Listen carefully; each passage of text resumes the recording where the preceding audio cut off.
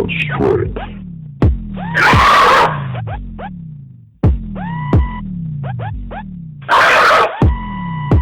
You are now listening to the Gorilla Strength Podcast with your hosts, Scott Lamb, John Davis, and JT Donahue. Back again, Gorilla Strength Podcast, coming to you live from Lakeland, Florida. Live? Live. Well, If you're watching, you don't know the difference. Yeah, if you're true. here right now, it is live. Yeah. True. It's true. Our Could guest- have Our guest today, Mr. Scott Weech, powerlifting and pro strongman extraordinaire.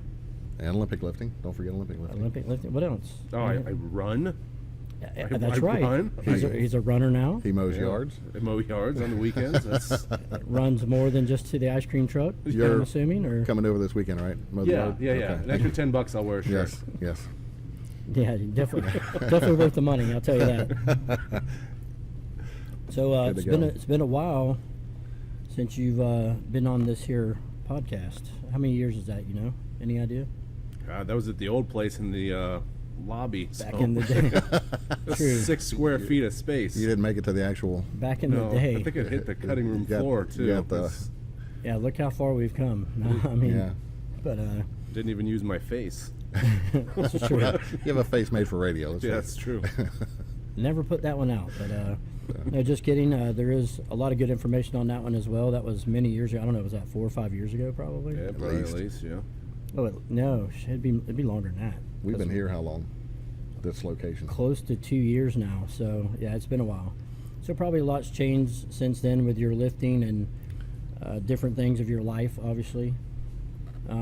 Started off, I mean, Sorry. don't do that again. Just to touch base on how we did on the other one. Started out in high school. You played football. Yeah, I mean, my lifting goes all the way back to, when I was 7 or 8 years old, my dad had a rack he made out of, this is in Pennsylvania where we had basements, had a rack made out of 2x4s, out of a squat rack. So I kind of got the urge to get stronger quickly. And then in, middle school, football was really big up in Pennsylvania where I was from, so we lifted pretty much since then. And probably since the 8th grade, I've lifted pretty much nonstop for... What year did you come down? I came down here in 99. Probably my first competition in high school was around 2001. And then outside of high school, about 03 is when I started competitive powerlifting. So I'm trying to think of the year that I met you. Would have been around 02 or somewhere in there, because I know you were still in high school. yeah, Well, that's where we all met at that contest in Daytona. Oh, that was 03. Yes. That was 2003, and Because then he had lifted on Saturday, I lifted on Sunday, and then that's when we were introduced. we were all at a gym that was known as the Hangar. yeah. At least, I mean, I would have to wait until the evening to train there because it would be over 100 degrees. No ventilation at all. I remember Bud Jeffries was there, like some notable old school You lifters. remember Jimmy Hoskins used to come in and squat with us. That's right. Yeah. A few times. That was sketchy because he's doing 1,000+ in gear Yeah. Fans. in a facility that probably wasn't quite rated for it. But Right. Yeah, you talk about the old school of old school. That was definitely it. But met a lot of good people there, and a lot of interesting careers were spawned there. our sled was basically a top of a wheelbarrow that we threw concrete and plates in an old chain that we used to pull around the yard. So I remember Bud had like just the most random stuff outside that gym, like kegs so beat up, like they would, better have a tetanus shot to touch them, and we had a yoke, but it was a fixed height. So unless you were Yes. between 2 inches or so, you couldn't use it. yeah, just figure it out. Yeah. That was definitely Bud's style. I mean, Yep. just what a good guy, Oh, yeah. Fortunate enough to train with him and have him on the podcast. And, unfortunately, his passing, but he'll definitely always be remembered for sure. The people that were around him, Absolutely. no doubt about it. So you came down about 99, you say, and were you still playing football then? Because I think when I met you, you were kind of like a powerlifting phenom as far as getting into geared lifting and everything around 02, 03. Yeah, so my junior year, or I think actually my sophomore year, I started high school weightlifting. And then I always watched World's Strongest Man. I always wanted to get into it. Back then, though, you didn't have Facebook or Instagram or anything like that, so you didn't have all these different gyms to go to or stuff to watch. So you had to try to find it through like a forum on a website, and that's how I kind of started to learn about Bud. And I think I sent him an email or something, and he told me about Debs back then out at the hangar. I remember the very first time I tried to find it, I just drove past it because there's no signs or anything. We I all was did. like, I'm like, where are we at? So finally I kind of hooked up with him and kind of learned, some different competitions and things around. I initially started in powerlifting, did a few things in that, broke some teenage records and stuff like that. Was that just geared, or did you break raw records as well?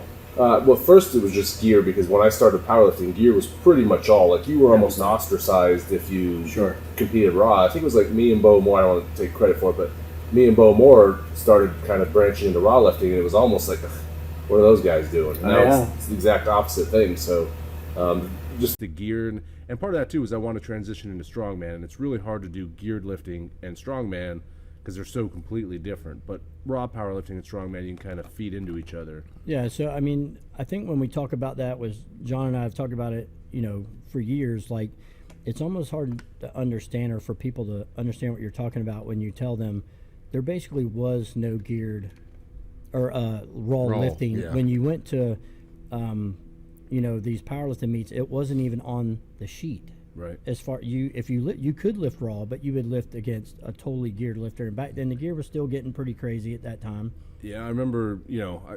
I think I was the 6th person ever to squat 1,100 pounds, and I was only like 20 years old, right at 20. Yeah. I think I might have been the youngest at 1,000 for a while, but I'm sure it's been broken many times because that was 20 years ago. Right. But the equipment got so extreme that I was fortunate enough to meet Ken Anderson and get sponsored by Titan, so I got a lot of the brand new equipment that nobody had. I mean, we'd have squat suits that would be trying in the gym that have 1,200 pounds on my back, and I couldn't get halfway down the parallel. So, and I, of course, had an accident where it shot me into the wall. A world famous YouTube video. I was there for that. Yes, I remember that Is all it too still well. up or no? I've tried to look for it before, and I can't find it anymore. I'll try again here real quick. What a classic thing. You almost broke your dad's nose, I believe. Yep. You headbutted him.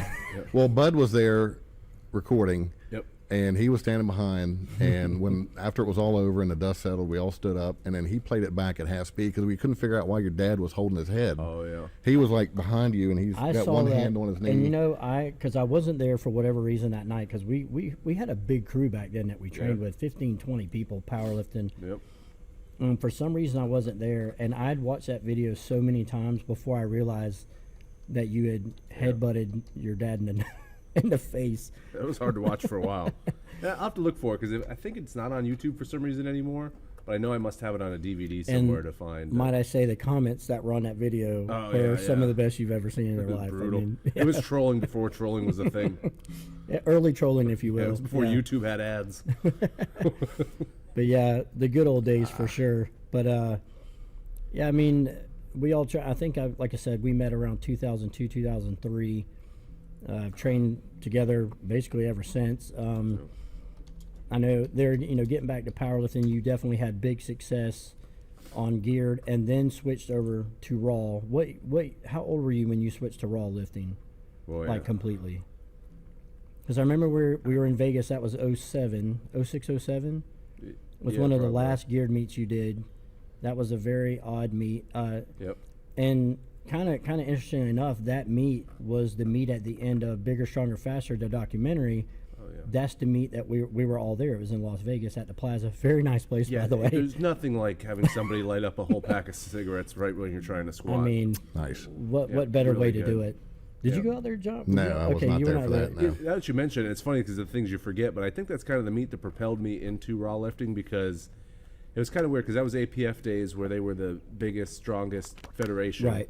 And I was 20 or very, very early 20s, competing against these guys. And, that particular meet, for whatever reason, the judges went from being a pretty lenient federation into almost seemed like you were having IPF level squats because they had like everybody bombing out. Everybody, I remember that. And I think I opened with I think I did get one of my squats. I don't remember. Or maybe I bombed out of it. I don't remember. But I opened with like 11:10 or 11:50 or something like that. Something that was getting pretty easy in the gym. I think I did it the first 2 times, but they called me on depth, and then I don't know if I missed it the 3rd time or something. I think you're right. But then that was kind of where it was getting ridiculous to the point, like, I don't know. It doesn't, I'm not like trying to offend anybody that's geared lifting, it just doesn't impress me. Sure. I think the whole idea of strength sports is to show how strong you are. Naturally raw. Well, To me. But Yeah. each No, their I get own. it. I get it. another story out of that is I remember everyone was dumping weights. Yep. This was before they had catch straps or chains.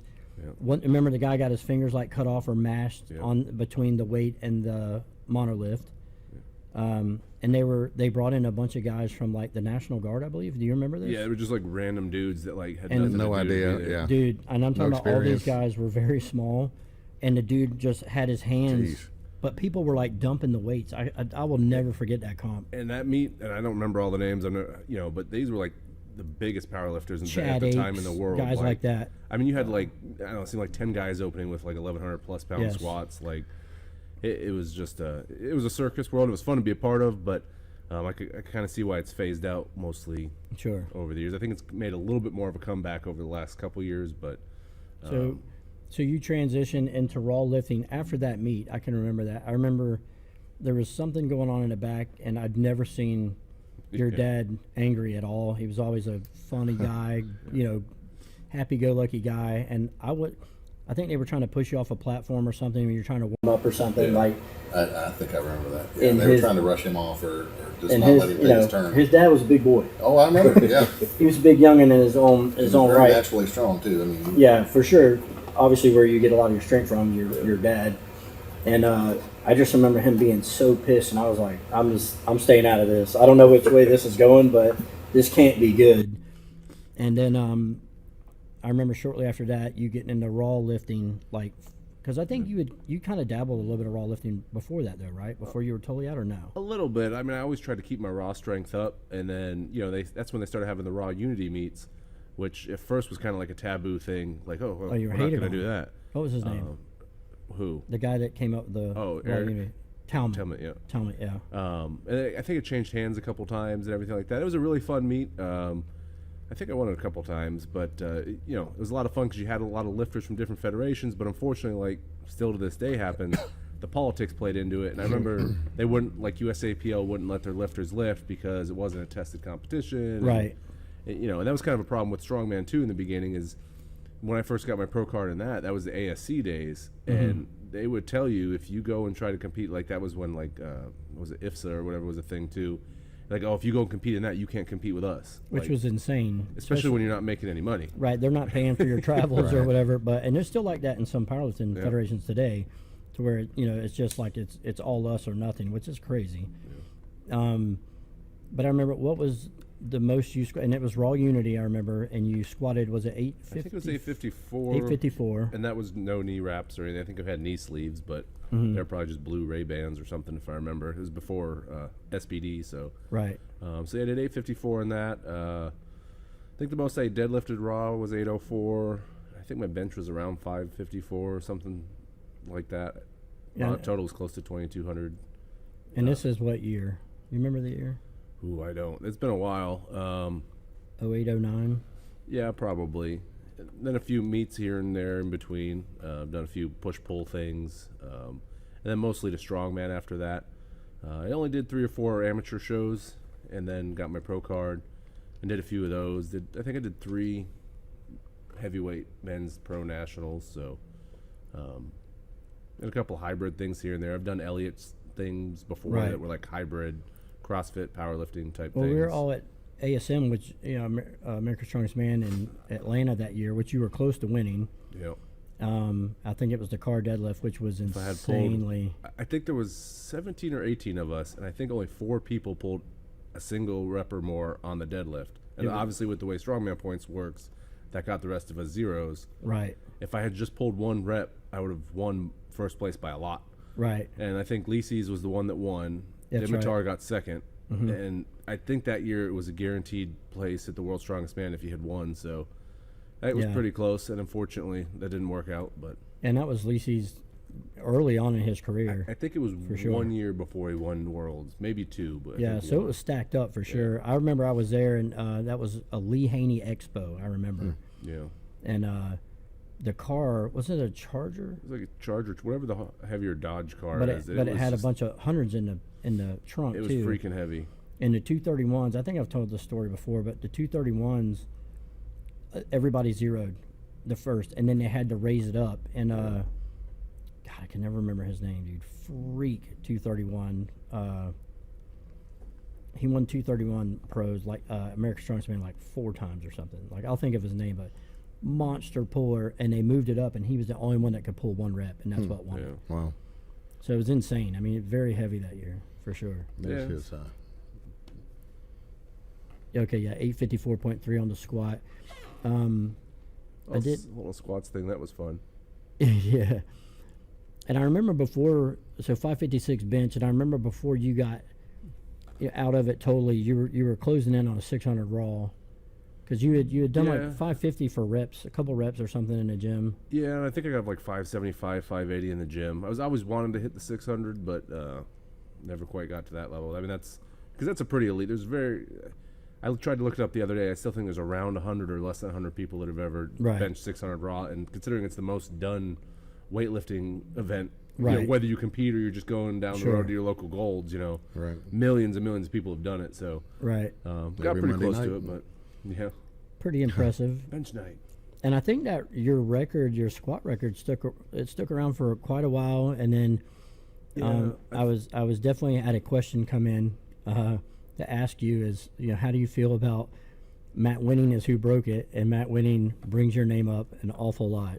I mean, honestly, I think it's kind of an honor for people to remember that, because all records will be broken. Everybody's going to break it. And the thing is, back then, like an 800-pound raw squat was a lot, because it was most people were doing geared lifting. So nowadays you see some people getting over 1,000 and stuff, and that's awesome. Right. But then like 800 was like a ton back then. Like to get to 900 was like wow, Right. So in the Raw Unity standards of judging were pretty close to USAPL. I mean, the squats had to be deep and everything. They were legit for sure. So I mean, no, that's pretty cool for somebody to remember who you are, because if you remember a few years ago, we had some lifters in the gym back at the other location, and we were talking about, remember like Gary Frank and Ed Cohen, and these were guys that competed regularly and lifted decent numbers and had no idea who those people were. Yeah, which is insane. So I mean, it's nice for somebody to remember you. I mean, that's cool. That's awesome that he remembered to break my record. I think I still have a few. I competed in a few different federations. Like 100% Raw was one that I did. It was that's a smaller federation, but it was drug tested. I think they're still around and hold meets and stuff. Right. And I think I did the 308 record there. It was 8 something. I don't remember exactly, but I think I looked on their record list and it was still there. So that was probably 15 years ago. So most of your competitive, or basically all of your high-end competitive powerlifting was at 308. Yeah, I don't know if I ever did super heavyweight as Raw. Maybe I did. Yeah, I forget a lot of things. What was your heaviest competitive weight? Well, when I competed as a strongman, a pro was Fat. about 335, 340. Wow. So I still think those numbers are low from some pictures I have. no, your scale. No, No, the no. scales were on. The scales were calibrated. They were The camera adds 10 the pounds. very best scales. We use the very best. There's a lot of scales. cameras on. Camera at the time. camera adds 100 pounds. Yeah. So, That what film about was developed powerlifting? What was the heaviest body weight that you I think it competed was at? mostly a 308. I mean, I would. No. I mean, just your actual body weight. Yeah, I never cut weight for it. So Right. So what, like 330, 340? I don't know if I ever. I mean, I'm open to being wrong. I think I mostly got to a heavyweight as I became a pro heavyweight strongman, Okay. and my weight went up. I don't know if I maybe I did super heavyweight in Raw Unity. Okay. I don't recall either. Yeah. You remember how many comps it took you to get your pro card in strongman? It was 3 or 4 because the first one I did was Orlando, then I did Southwest Florida, Florida State meet, and then maybe Southwest Florida again, and then I did a Pro-Am in Charlotte, and got my pro card there, which was pretty cool. Neat experience. I think that's one of the biggest things about doing strongman is trying to find the experiences in it, because that one was cool because it was downtown Charlotte, which back then wasn't as bad as it is now, and it was like on a rooftop of like this like shopping plaza thing, and then the weather started to rain, so we went down to this really big famous bar. I can't remember the name of it, but it's pretty well known. Not too famous now. No, I ruined Apparently it. not. I'm sorry. Didn't you tell us a story about the Atlas stones rolling across the Yeah, floor? so we were in this nightclub on it was a Friday or Saturday night, and like music playing. They bring the Atlas stone down. People are going nuts. We're doing the Atlas stone over the bar, and unfortunately, it got away from one of them. And what was the guy? He's a super nice guy. He was always with Dion and them, and he tried to stop it. It blew his bicep. Like Sarge or one of those guys. Yeah, it was his name Pat. Pat, yeah. Pat, yeah. I think it was Pat that got hurt. Super good dude. Yeah, and So that was unfortunate. But then we went and finished the contest upstairs. I think that was a log. We went upstairs and finished it because I remember doing Atlas Stones up top. And it was kind of ones where I had to kind of come from behind to win. Nice. A lot of competitors. So that was a really cool experience to do out there. One of the top memories I have from the sport. So Well earned pro card. yeah, it was good. So you were still but you had to have been a pro by then. There was a big pro-am at Europa where you and Ortmeyer went after, like, the stone to height was insane. I'll never forget that. Yeah, they had that. They used to love to do, Strawman goes in waves. So you have events that are really popular for a year or so. And for like a year, there was a stone for height. So we would do a 365. I think one of them was 385 for height. You do the stone, then they jack it up a couple inches. Everybody goes again, and Yeah, to like a rising platform. right. It's like, congratulations, how tall are you? No, I'm kidding. Yeah. But like for me, being usually one of the shorter guys in the heavyweights, it was tough. But I usually did pretty well with it because I had a pretty good strategy of kind of popping it up and then kind of almost pressing it onto the Right. platform. So it's a good crowd pleasing event. It's a lot of fun to watch. For short Kind of people, it dangerous. sucks. Kind of dangerous. Yeah. It is Could be. dangerous. Yes. So you and Ortmeyer, it was a 365 stone, I think that one was 360. I And think we did 385. but it at ended up Nationals. going over 6 feet. And Yeah, you're, I was- and you are not 6 feet. Well, I used to be 6'6". Yeah. You're officially what? What's your height? Your true height? Probably like 5'10"-ish. Yeah. So- So you're pressing, basically strict pressing the stone. And like you said back then, I don't even know if there was any social media. We had. Not much. It was like putting on YouTube. Yeah. Yeah, but was there a video of that? Because I never saw it. I just remember being there. Boy, I feel like I've seen a video of it. I really need to go back through like these tapes and kind of find these old things that Yeah. I've seen. But I feel like I do remember watching it. Yeah, on I video. never saw a video, but it was just badass to be there. And that was the old Europa shows, which Yeah. were the pro-ams were. I've said it many times. Some of the best shows I'd ever been to, and even the amateur part of it was so heavy. Those were heavy, heavy. Because I remember, if I recall, that comp that you did, I want to say that the farmers were 400 a hand. Is that the same comp, or was that the year? That was the after? one in West Virginia. And back then, I think I've gotten a lot better at farmers, but it used to be my like worst thing. So I moved it some distance, but wasn't all the way. Yeah. But yeah, they were doing like 400 a hand. Back then, a 400-pound log press was a really big deal because Right. it went up to 400, and it was I think me and Poundstone left, and he managed to get one, and I don't think I wasn't able to press it out, so I think I got second in that one. But you held a record in the log press for a while, didn't you? Axle press. Or axle? Yeah, I believe. Yeah, Okay, I thought it was don't long. know, the Iron Mine axle one, that may still even be a record. I mean, people have done more on an axle, but not that Okay. specific. Look that up because I thought was it Bobby Thompson that I Maybe. think maybe beat that, or what's his name was going after it for a while too. Oh man, Will it be on YouTube? horrible names. Yeah, it should be. You and all your links, professional and stuff. Watch out. Don't look at the other It'll tabs. be on ESPN. Oh my God, Oh, what is what that? is that? Wow, Jeez. I don't think that's legal. Lord have mercy. This isn't on the thing, right? We'll edit that out. Holy That's Tom cow. Cruise. What's wrong with that? You really love Val Kilmer, but whatever. Rest in peace. Oh man, But yeah, and that was one of the funnest. Like, we did the Olympia one year, in a pro contest, and they had a last man standing log. that was always at Vegas. Yeah. At the time, which it. And I got up to, I forget who I think I won it. I was going head to head with somebody at the end, and I got 445, but it was like the 10th attempt. It was take every rep. So that one was pretty cool. Is this it? That's not the record, but that was one of the comps. I think that was Nationals in Hot Springs. maybe. 2011? It sounds about right. We're going back a few years. You're pretty fat there. No, that's just the camera. Fish Islands. That's I actually would say 2011 America's Strongest Man. that's actually a medium-sized shirt. So, You look right. You're filling it out nicely. I will say that. yeah, that was a fun show too. But 423. I did 464 was the record I had at that one that Alan put on that one time. So was this one Oh, the that one was in 440. Atlanta? Where is that? That was in Las Vegas. So the Okay, that was 440 Vegas. log. Also a medium shirt. With no sleeves. I like that farmer's tan though. That looks sweet. That looks nice. That's my Cuban heritage, actually. Yeah, dark. because me and we trained together for years before I figured out that you have Hispanic heritage, and I thought you were lying for years. But your middle name is Jose. Yeah, my own parents don't know. It's weird. That's fine. Wow. Yeah, Oh, Scott Jose. that was a fun meet. That was exotic. I remember being absolutely thoroughly trashed at this point 440 pounds. Like it was, you were drinking? no, not yet. No, not yet. That was after. No, I meant right now. Oh. Yeah. I thought I smelled something when you came in. Julie just dropped him off. yeah. That was the 10th or so rep. Like I said, it was Dang, old school Slater log too. Still the best log made. and no pads. They didn't give a crap. Oh my God, they would kill you for that. They're now. giving it away at the Iron end. would shoot, or Alan would shoot you for that. Oh, yeah. He would definitely kill you. And that was fun because there was a lot of people there at that. I couldn't see it in that look, but on the other side of that, it was a good crowd. So that was 440. I mean, even today, that's a legit log press. Did I you mean, always for sure. use that staggered step yeah. approach? That is kind of weird, by the way, which I've always told you that. But it works. I can't. It works for I you. like the so way it keeps the balancing over my shoulders a little more. Right. Yeah, and for those that don't know, a lot of people will, have their feet nice and squared up, and you can look it up. Weech has always had a staggered, kind of almost like a split jerk, yeah. his stance. But that's the way you start. But he starts in the split. Yeah, I think. Oh man, what's the guy? I know the guy's name. The Strong and Pretty. That's his brand. I thought that he was going after the press record. Oh. There's an 804. I remember this. You went. There's your dad on the left, and you go absolutely ape shit after this. I believe you jumped on a table. It kind of scared me. Yeah, but I don't know if to be it'll honest show that because that one's from a farther. with you. Oh yeah. It missed it.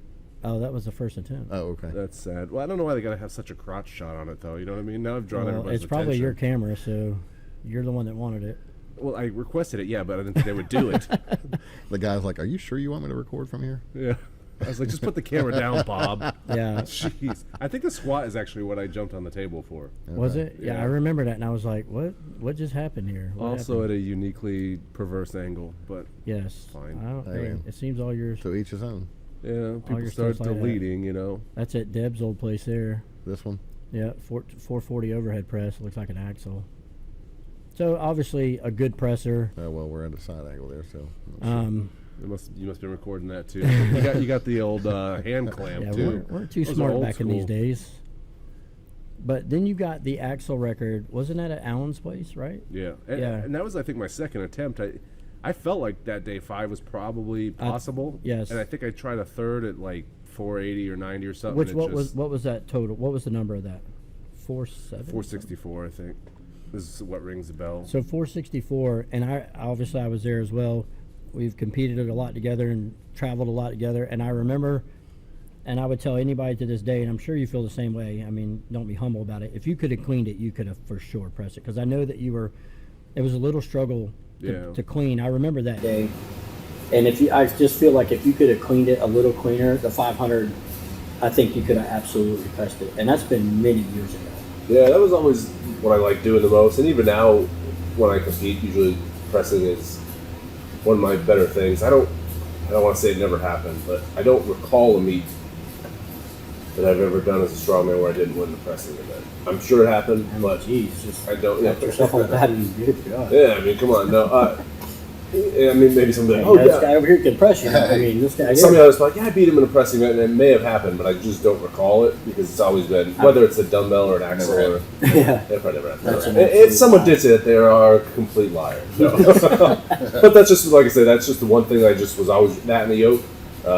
Yeah. Were always just my strongest things. I remember you've done 1,200, more than 1,200 yoke, like at a Yeah. a good clip. Too. One of the shows we did in Georgia as a pro show, it was really weird because it was like sometimes ASC tried their best, but they put shows in like completely random places. I guess it's whoever sponsored I it. have been to some nationals like that as well. So we went to like backwoods Georgia that was part of an RV convention. I like it. And I'm not making this up. We were going to the meet, and there were political signs for people running for office, and the slogan on one of them said, "Pave our roads now." And I just remember that, and I was like, "Oh, this is where we're going." Wow. Good platform. But it was actually raining during the show, but it's like we did a car deadlift in the rain, and then they had a yoke. This was cool. I like this. They had a yoke, like elimination set basically. So everybody started with 1,000 pounds, and everybody did it. And the fastest, 4 would move on to 1,100 pounds. Okay. And then we all had, those 4 of us did 1,100 pounds, and the top 2 had to do 1,200 pounds. How many feet was this? Do you remember? It was probably about 50 feet or so. Gee, I mean, it wasn't short. Yeah, but, that's a pretty good clip for that kind of weight. Well, 3 of those in a row, 1,000, 1,100. Yeah. Well, that's It's pretty easy good. for me. I mean, but for yeah. So those meets I've done were, it. yeah, those were pretty crazy meets, and That was a lot of fun to do those little things, but that meet wasn't as fun because it was in the middle of nowhere. But You got to go where you got to go. Definitely, that kind of comes into the deal where everything has changed. But I've told the story many times that when you went to strongman first, and I followed you. I don't remember how many months after, or was it even months? I went pretty close to you. I told you had to. Yeah, you did force me, but that's another story. But just how different things were back then. And I've told the story many times, but how we have all these light logs that we can load and shit. But I remember you had a log made, and at the time I was very new to strongman, and it was 202 pounds unloaded. I was like, well, what am I supposed to do? Yeah, 13-inch diameter. Or, 13. It was 13 inch. 12 and 3/4. Yeah. It was a 13-inch log, which was weird Yeah. as shit too. And I just remember being like, I can't press 200 at the time. I was new to strongman. I remember you called me out to the back and said, John, come look at this. Yeah. And I'm like, And another great story, which I've probably already told, but the fact that there was just some random kid walking down the road, and he's like, what is that? And I'm like, yeah, go ahead and try that, buddy. And the kid came up and he cleaned and pressed that bitch. I was like, oh my God. I dude. quit. Yeah. yeah. I was like, you gotta be Back to kidding powerlifting. me. I'm pretty sure he was homeless. Just some random kid. Like, he wasn't big, muscular, nothing, and came up and yoked that thing. Wow. I was like, you got to be kidding me. Now I have to press it. Yeah, now you have to. He's like, how much your membership? It's $1,000 a month. Yeah, get out of here, kid. You're already making it look bad. But just stuff like that, it's changed quite a bit, obviously. You just had to get stronger. There was no. That was it. And What? I think that's what Weech probably told me. He's like, well, if you want to lift it. Well, back then I remember to train strongman, besides the very crude things we had, a few things that Bud had, Yeah. you had to find somebody. So I found Tom Mitchell out in Clearwater. So every Monday I drove an hour out to Clearwater. And even by today's standards, that equipment was crude, but it was better than what we had. Yeah, we had nothing. That was the only thing you had to train on. Now, there's strongman gyms everywhere, and the equipment's much nicer. And that's why people like sometimes talk about. I used to talk about this with Bud. Is you had a guy like Bill Kazmaier when he started doing like a 350-ish log, and how impressive that was. He said, "Well, when people were up to like 500 pounds now," I said, "Yeah, but back then they didn't get to train on it like we do now. No programming, Yeah. no nothing. Like, supportive equipment didn't have any. of Well, that. even then, they wouldn't even tell you the events. You Right. found out the day of. But if you did that now, which some people have tried, people just go ape shit. They don't Like, show The up. log probably wasn't even balanced right. Like No way. you know. No way. Well, I remember at Tom Mitchell's place, the lightest stone was 275. Yeah, Come and on. it was No tacky. He wouldn't let you use tacky, so I got infections. I but remember that. You got staph in your arms, correct? yeah, he would acid bathe the stones in muriatic acid so that they were it was like glass. Yeah. it was just rip your Shards of arms. glass. And that was that was before you used tape or before you had the arm protectors. Nobody Yeah. knew about any of that shit then. So it was very primitive, and it was a lot of fun. But So tell me, what's funny is, so I just came from the Strongest Manatee in Tampa Station. That was this past weekend. That'll kind of date this time. So Elliot Holtz was in. I talked to Elliot. He's kind of resurfaced. He's doing some master stuff. And Elliot was one of the first YouTube stars in strongman, I would say, ever. Did well for himself, made a ton of money. And I remember he was tight with Tom and the whole crew over there because he was from that area. And we talked about Tom a little bit, and he was like, "Man, Tom was just like a masochist." You know what I mean? Just Oh, yeah. brutal training. And if I don't let me mess this up, but when you were going for your pro card, because Tom was a legit Masters national champion. How big was Tom? Was a big boy. still, yeah, He's a big dude. He probably had to be like 6'3"-ish, 6'4", Easy. heavyweight type guy. Heavy, big guy, just a big corn-fed looking guy. Nice guy, super good dude. But I remember you going over there, and Tom was like, you had like 1,000-pound tire, and he's like, well, if I do 7, you have to double it. So it do you remember that? it So was whatever. insane. We would do, he would put chains on my back, a couple hundred pounds of chains, and we would have to do walking lunges for like 300 feet down and 300 feet back.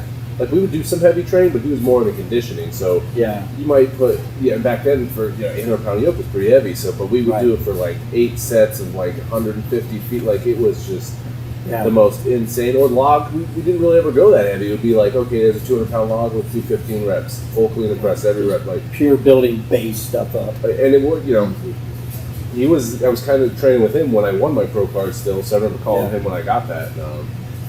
So he's still around, but I don't think he does anything with. I know he's big into church. He's a preacher, Yeah. but I mean, he's been that way since I've known him. He's Yeah. always been that way. Super nice guy. And I think it was one of the situations he was out in Clearwater where his code enforcement or HOA was giving him a hard time about Yeah, the equipment. because the only strongman gym, probably in Florida, was at his home. And it sucked because Backyard, he yeah. kept it up. It wasn't like it was just garbage everywhere. Like, Right. It was neatly put away, and you know, some people just want to complain to complain about Right. stuff. So Yeah, and you didn't, you know, it was well known if you went to train at Tom's, you didn't use foul language, you respected everything he asked of you, and you would have no issues. Jesse Miranda used to go train occasionally, or at least once he did go out there and train with him. So. Yeah. So Yeah. people sought him out to go out and train back in the day. I mean, that was 20 years ago now or so. Sure. So, Yeah, a lot's changed since then for sure. But you know, it is good to talk about the old days of where it came from because I don't ever want to forget it. You know what I mean? I was around during then, and I'm proud of that. You know what I mean?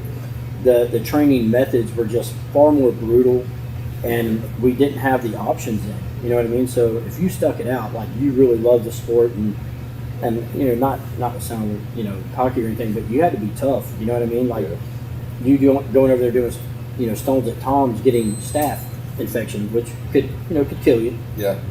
Well, you were in the hospital for what, a week? I ended up getting pneumonia from it. Yes. And I was stubborn, so I got to the point where I couldn't breathe at all. Nice. And I went to the hospital. They're like, "Oh, you're staying here," and I stayed like 3 nights in the hospital. Like It was And this is overdoing stones with no sleeves or anything on. So it was just a different world back then for sure. contests were super super heavy. Like nowadays it's like, I mean, not saying it's not heavy, but it's nowhere near what the stuff we used to do. Like, Well, I feel like comps like that kind of jumped way ahead of where the baseline was. You know what I mean? So if you had comps that were decently heavy, which I feel they all were back then because it was strongman, but then you would go to like these, like I said, like the pro-ams, and it was like, holy shit. Like, I remember going and watching some of the lightweight guys that were doing like 350-pound farmers at a time, which I thought was absolutely insane. Justin Blake being one of them, the guy they used to call Skeletor. You remember him? yeah. Not a big guy at all, but just freakishly strong. He was from up in Michigan with Aaron West and all those guys, which Aaron's still in the sport. Matter of fact, shout out Aaron, good dude, just did Masters Nationals this year, and I believe he finished second in that. So he's still in the game, and I remember him. God, Aaron's got to be in the game well over 25 years now from up in Michigan, but he still does announcing for World's Strongest Man and OSG. Yeah.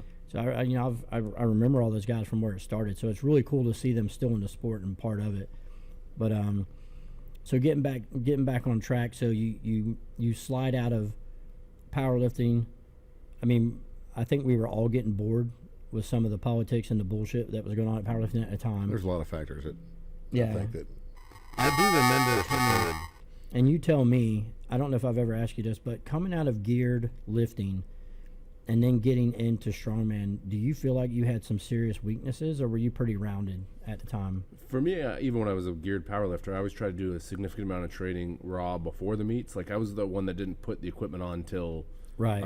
more than a few, but several weeks out from the meet, so I didn't train all year in it. Right.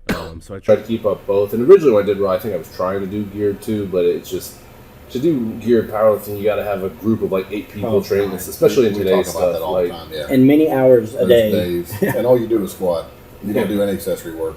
yeah, I remember By that. the Like, time you especially by the time the meet's around, you're doing your squats and then you're going home. By the Like, time you get all the equipment on. There was no time for accessories. I remember some days, just for all of it, because you have to warm up, and then you warm up with briefs, and then you warm up with a suit straps down, and everybody's having to, and we had one monolift. Yep. So there would be a 15-man rotation, you know what I mean? So our squatting sessions would take 4 hours. Well, especially if you had somebody, you go up to 1,000, 100 pounds, and Right. there's somebody doing 300 pounds. Then It's you're like, exhausted. all trying right, to I get gotta the take equipment everything off again. Right, tearing down, and just the warm-up times and everything else was Yeah. And crazy. John would always do it with too much weight off one side. Yeah, Play misload everything. the old launch this game. Well, I was getting old back then too. So Yep. Yeah, I mean, good times though. I mean, It was. And had fun going to meets and stuff like that. So you get into your heavyweight pro until what was the last? Do you remember the last comp you did as a heavyweight?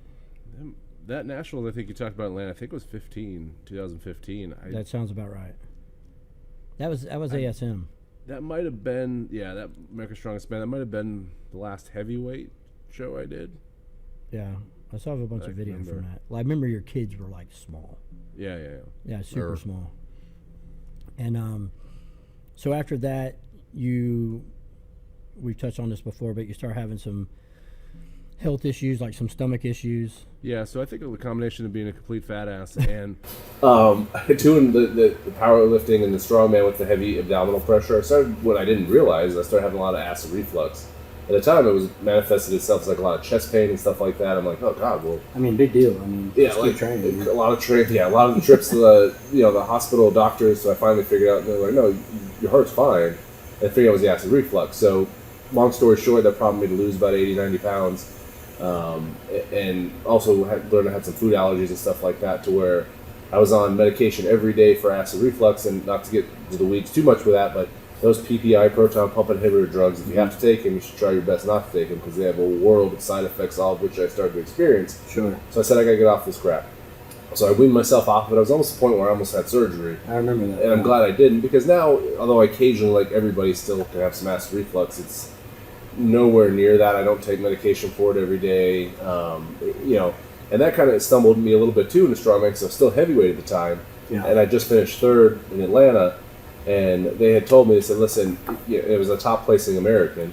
If you go to this contest in, I think it was like Kazakhstan or something, if you go out there and you compete in that, they'll still give you a spot. So I was planning on doing that, but it got to the point like I couldn't function. Like I would come into the gym, get to 225 on squats if I was going to throw up all over the place, like I couldn't do it. Right.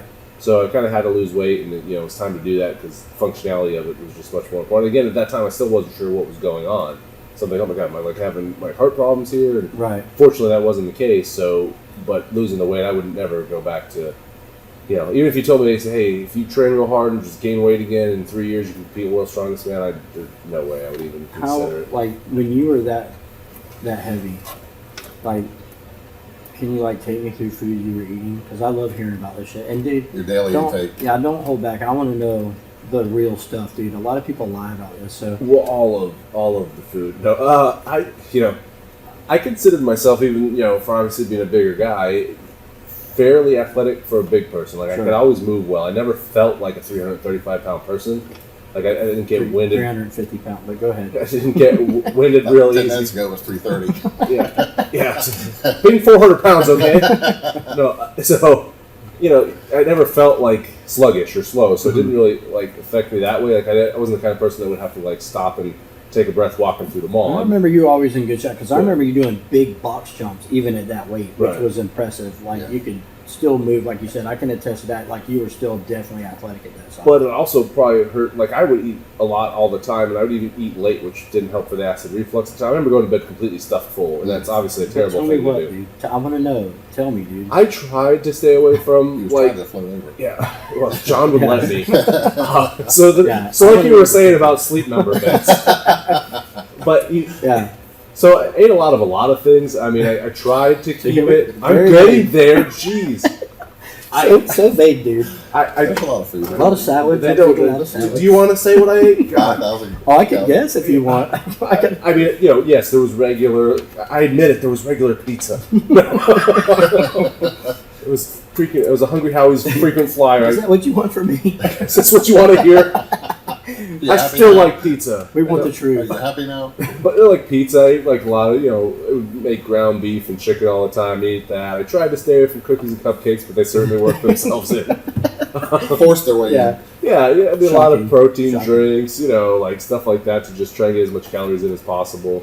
And it actually kind of maybe hyper changed from the way I was, because I remember when I first started powerlifting, I remember, Jack and them would be like, oh, you're not eating enough, so I just got to Right. keep eating. And the only thing in my mind at that time was to be the strongest I possibly could. I didn't care what I looked like, didn't care what anything else was. That was Be as definitely the strong as possible. mindset back then, because you've heard people like Dave Tate talk about the shit they used to eat, Well, they would pour Like, olive oil on a pizza. dude. Yeah, soak the soak pizza it, with all yeah. the. Did you ever hear them talking about all the breakfast sandwiches that they would slather Yes. in mayonnaise? And I mean, you're just taking in, and that was the deal. That was the game in powerlifting. Gain is weight, the heavier you are, Yep, the more just leverage you have. Weight, Yeah. lose weight, and it didn't matter your health. You just got as so that was basically your mindset, basically. Yeah, and I remember going, I don't remember which pro meet it was, a heavyweight or pro meet. I remember it was one of the ones where this hotel had buy one, get one free entrees since we were in town, right? Why not? So I was like, okay, the meet's in 2 days. So I got 2 entrees, I'm stuffed. And then talking with these other guys, this is what they did And all the time. Yes. I could never get it to that level, but they would just constantly eat that way. And I've been with some of these guys, and just to see the amount of food, like Yeah. not to name drop, but I will. When Adam Shear, we trained with him a little bit. Yeah. So Braun Strowman, as a lot of people know him on WWE Kind of know now. the guy. Ogre. Yeah, big boy. Adam 6'8", and when we were all training together at Iron House, he was 420 pounds. You know, he Yeah. was legit just a gigantic guy. And I don't know if he remembers. I see Adam from time to time. We just saw him a couple months ago, and obviously has done well for himself in the wrestling. Good for him. Making a good living and stuff. And we all went to an Outback Steakhouse. Me, him, Alan, and Alan at the time was huge too, like 370 probably, 360. And I think they ordered, there's 4 of us. There's only 4 of us. I think it was me, Alan, Adam, and Little Rich. So me and me and Little Rich, me and Rich, you. What are these children? Yeah, are you kids okay? Or did they steal you guys? Or Here's a coloring book. yeah, I remember Trafficking. I remember. Daddy's going to be here a while. I can remember Adam was just a freak then. Anyway, nobody knew who he was, but there were people taking pictures with him because he was so big. You know what I mean? Just like an ogre, dude. I was like, God, he's huge. And we sit down to eat, and Alan is known for plowing food back in those days, and he orders 4 appetizers. Like I'm talking wings, bloomin' onion, like whatever the hell else was, and all this bread, and they kept bringing all this bread to the table. So I'm like, dude, I'm getting full already. And Adam ate 7 loaves of bread himself from Outback, then plowed. Now, mind you, he drank this huge shake on the way there, and I think like a protein bar, either before or after. He eats everything on the thing. I can't remember if he ate dessert or not, and then like he ends up eating something else again at the end, and I'm just like, dude, you ate 7 loaves. So that's the type of food that these guys were constantly taking in to be as big as they are. And when he signed with wrestling, he ended up dropping a lot of weight and got lean, but he's still like 360 pounds, 370 pounds. Yeah, solid. And that's him lean instead of being 420 and just huge. Yeah. But and you hear guys talk about it, just the amount of discipline and will it takes just to take that kind of food in every day to be that big. I mean, that's a job in itself. Yeah, it is tough. Like even now, like it just like it's like I said, it gets old. Like you just don't want to eat. Like it's like meh. Like even now, like that I started competing in weight classes as opposed to just heavyweight. After you make weight trying to eat, you think, oh, you get to eat everything, and it's just like you just don't feel like it. Like I don't want to sit there and just eat food all day. How long were you out of the sport before you came back way lighter? You came back 80, 90 pounds lighter. I'm sure that had to be. It's probably a couple years till I really got figured out and felt like I could train again without feeling like I was going to throw up every time I squatted. Now, I was still working out during those periods, everything that I could do, but there were times when squatting was really difficult. I remember this is like an epiphany moment for me before I realized about the acid reflux was. I remember we had a Super Bowl party at my house. I couldn't eat. Like, I just couldn't eat anything. And then my mother-in-law was like, try these Tums. I was like, well, okay. And I ate it. I was like, oh, what is this magical drug? And Sorcery. So that's what kind of started leaning towards the the reflux type of stuff. But I'll tell you, like getting on those PPIs and Dexlant was a drug that I took, and it did such a good job of getting rid of your stomach acid. You could eat a small meal and you were full for hours. Really? And you would still regurgitate the food. It Nice. just didn't have the acid in it. Like you'd feel it sitting in your throat. Oh, and God. it was just so miserable. I'm Miserable. like, I can't do this. Like, and I felt like it really affected my strength because I'm sure I wasn't processing food like I should have been. Sure. So now, like I said, occasionally I might take like an H2 medication, like over the counter type of thing, which is basically like Pepsid. Right. I might chew on one of those if it's really bad one night or something. But for the most part, too, learning your food allergies is a big thing too because I was allergic to things I didn't realize that I can eat in moderation. But if like peanuts, for instance, Right. I'm not going to have to stick myself with an EpiPen if I touch a peanut. But if I eat them too long, too many days in a row, I know my throat starts to hurt, and so Yeah.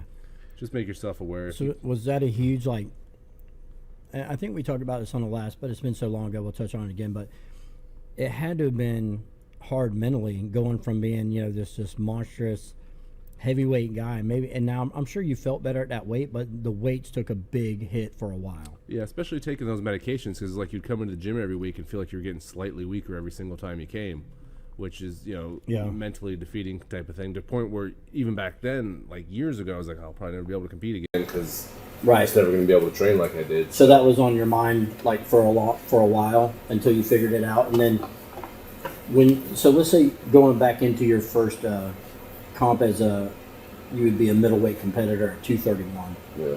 Did you mentally? Did you have a lot of doubts going into it? Was it like it's kind of like starting all over again, or was the competitive, shit still there to where you were good to go? Like, Yeah, I think by the time I actually stepped back in and made that weight, I felt pretty good to go. First weight cut, how was that? Like pretty rough? Yeah, I remember the first time I did. I think I went too hard, too fast in the sauna because we have a pretty good sauna at work, and it gets really hot. Right. And I think the first time I felt okay, and the second time I just went too long. So I wasn't even deep into the weight cut. I just feeling like I was there in this one, right? Yeah, I was there. And Yeah, I was like, I don't know if I'm gonna do it, but then slowed things down a little bit and realized, hey, okay, Yeah. let's do 10 minutes or 12 minutes, and ended up being able to make weight. So that was an accomplishment of itself. It's been a long time before I weighed 231 pounds. Right. You So- walk around. What's your walk around weight now? Like 250. Yeah, probably in the 250s now. I'd like to slim that down a little bit, even regardless of competition again, and be a little bit lighter. Like I said, I've been doing a lot of running and stuff. Actually did a 10K, and I ran. Nice. Yes, I ran the whole thing. And then That's when not what I everyone was heard. thinking, yes, Video, GoPro. anything? yes, yeah. Well, somebody probably had it Somewhere. laughing. What got hysterically. you into that? Because your son does them with you as well, right? He doesn't love it, but he doesn't he's big into soccer, so he doesn't train for them. He just Yeah. destroys me at them when he does them, which is great. I love when you get to the age where your children can beat you in Yeah. athletic And endeavors, talk trash. and you're not letting them do it. you know? Right. Right. Oh, you beat me, buddy. I'm like, son of a. Yeah.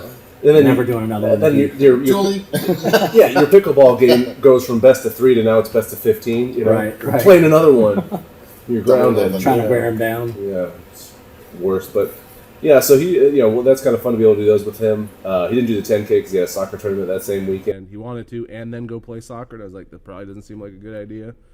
He's super competitive though in soccer though, so that's Yeah, yeah. He's very good at it. Probably plays 80 games a year between the different teams, but enough about him. No, Yeah. This is podcast about Scott Is he Weech. here? No, he's And- not here. Next and week it we'll have him was on. Yeah, we'll And cover we're gonna- all out. soccer and We were such. going to have him on tonight, but he was busy, so we had to go with you. He actually is. He's not too far practicing. But yeah, it just I like the idea of pushing myself, and that was a big thing. I've done a bunch of 5Ks now, which I never thought back in heavyweight days I would do. Right.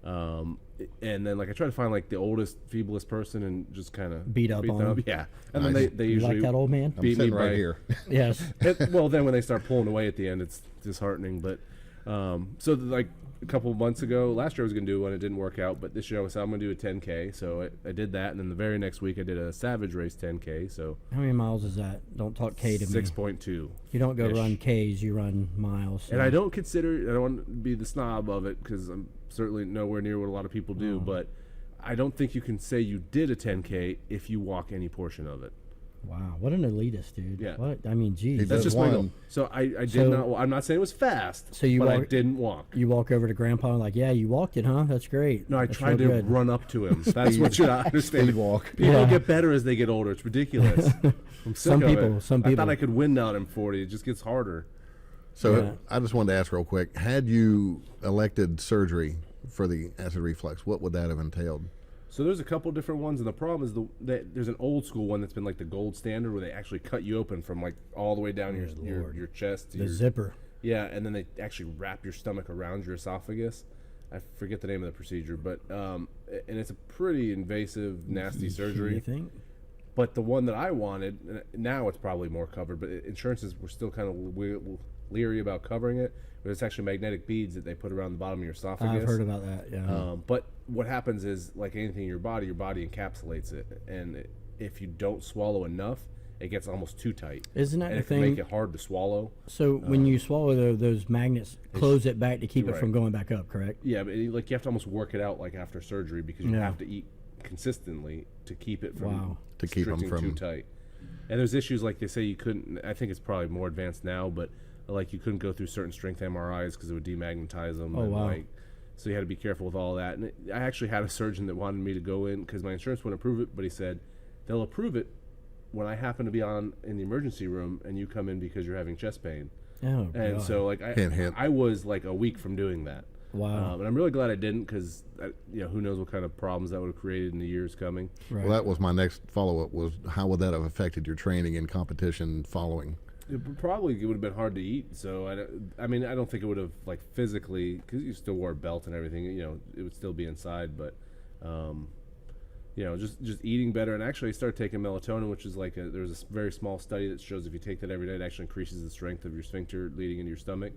And I do try to do it pretty religiously. Do and you it do seems you to get help. insane dreams from that? I cannot take that. I get the most insane Sometimes I get some weird dreams. stuff, but it's fun. I've always wanted to No, be a dude, ballerina. no, dude.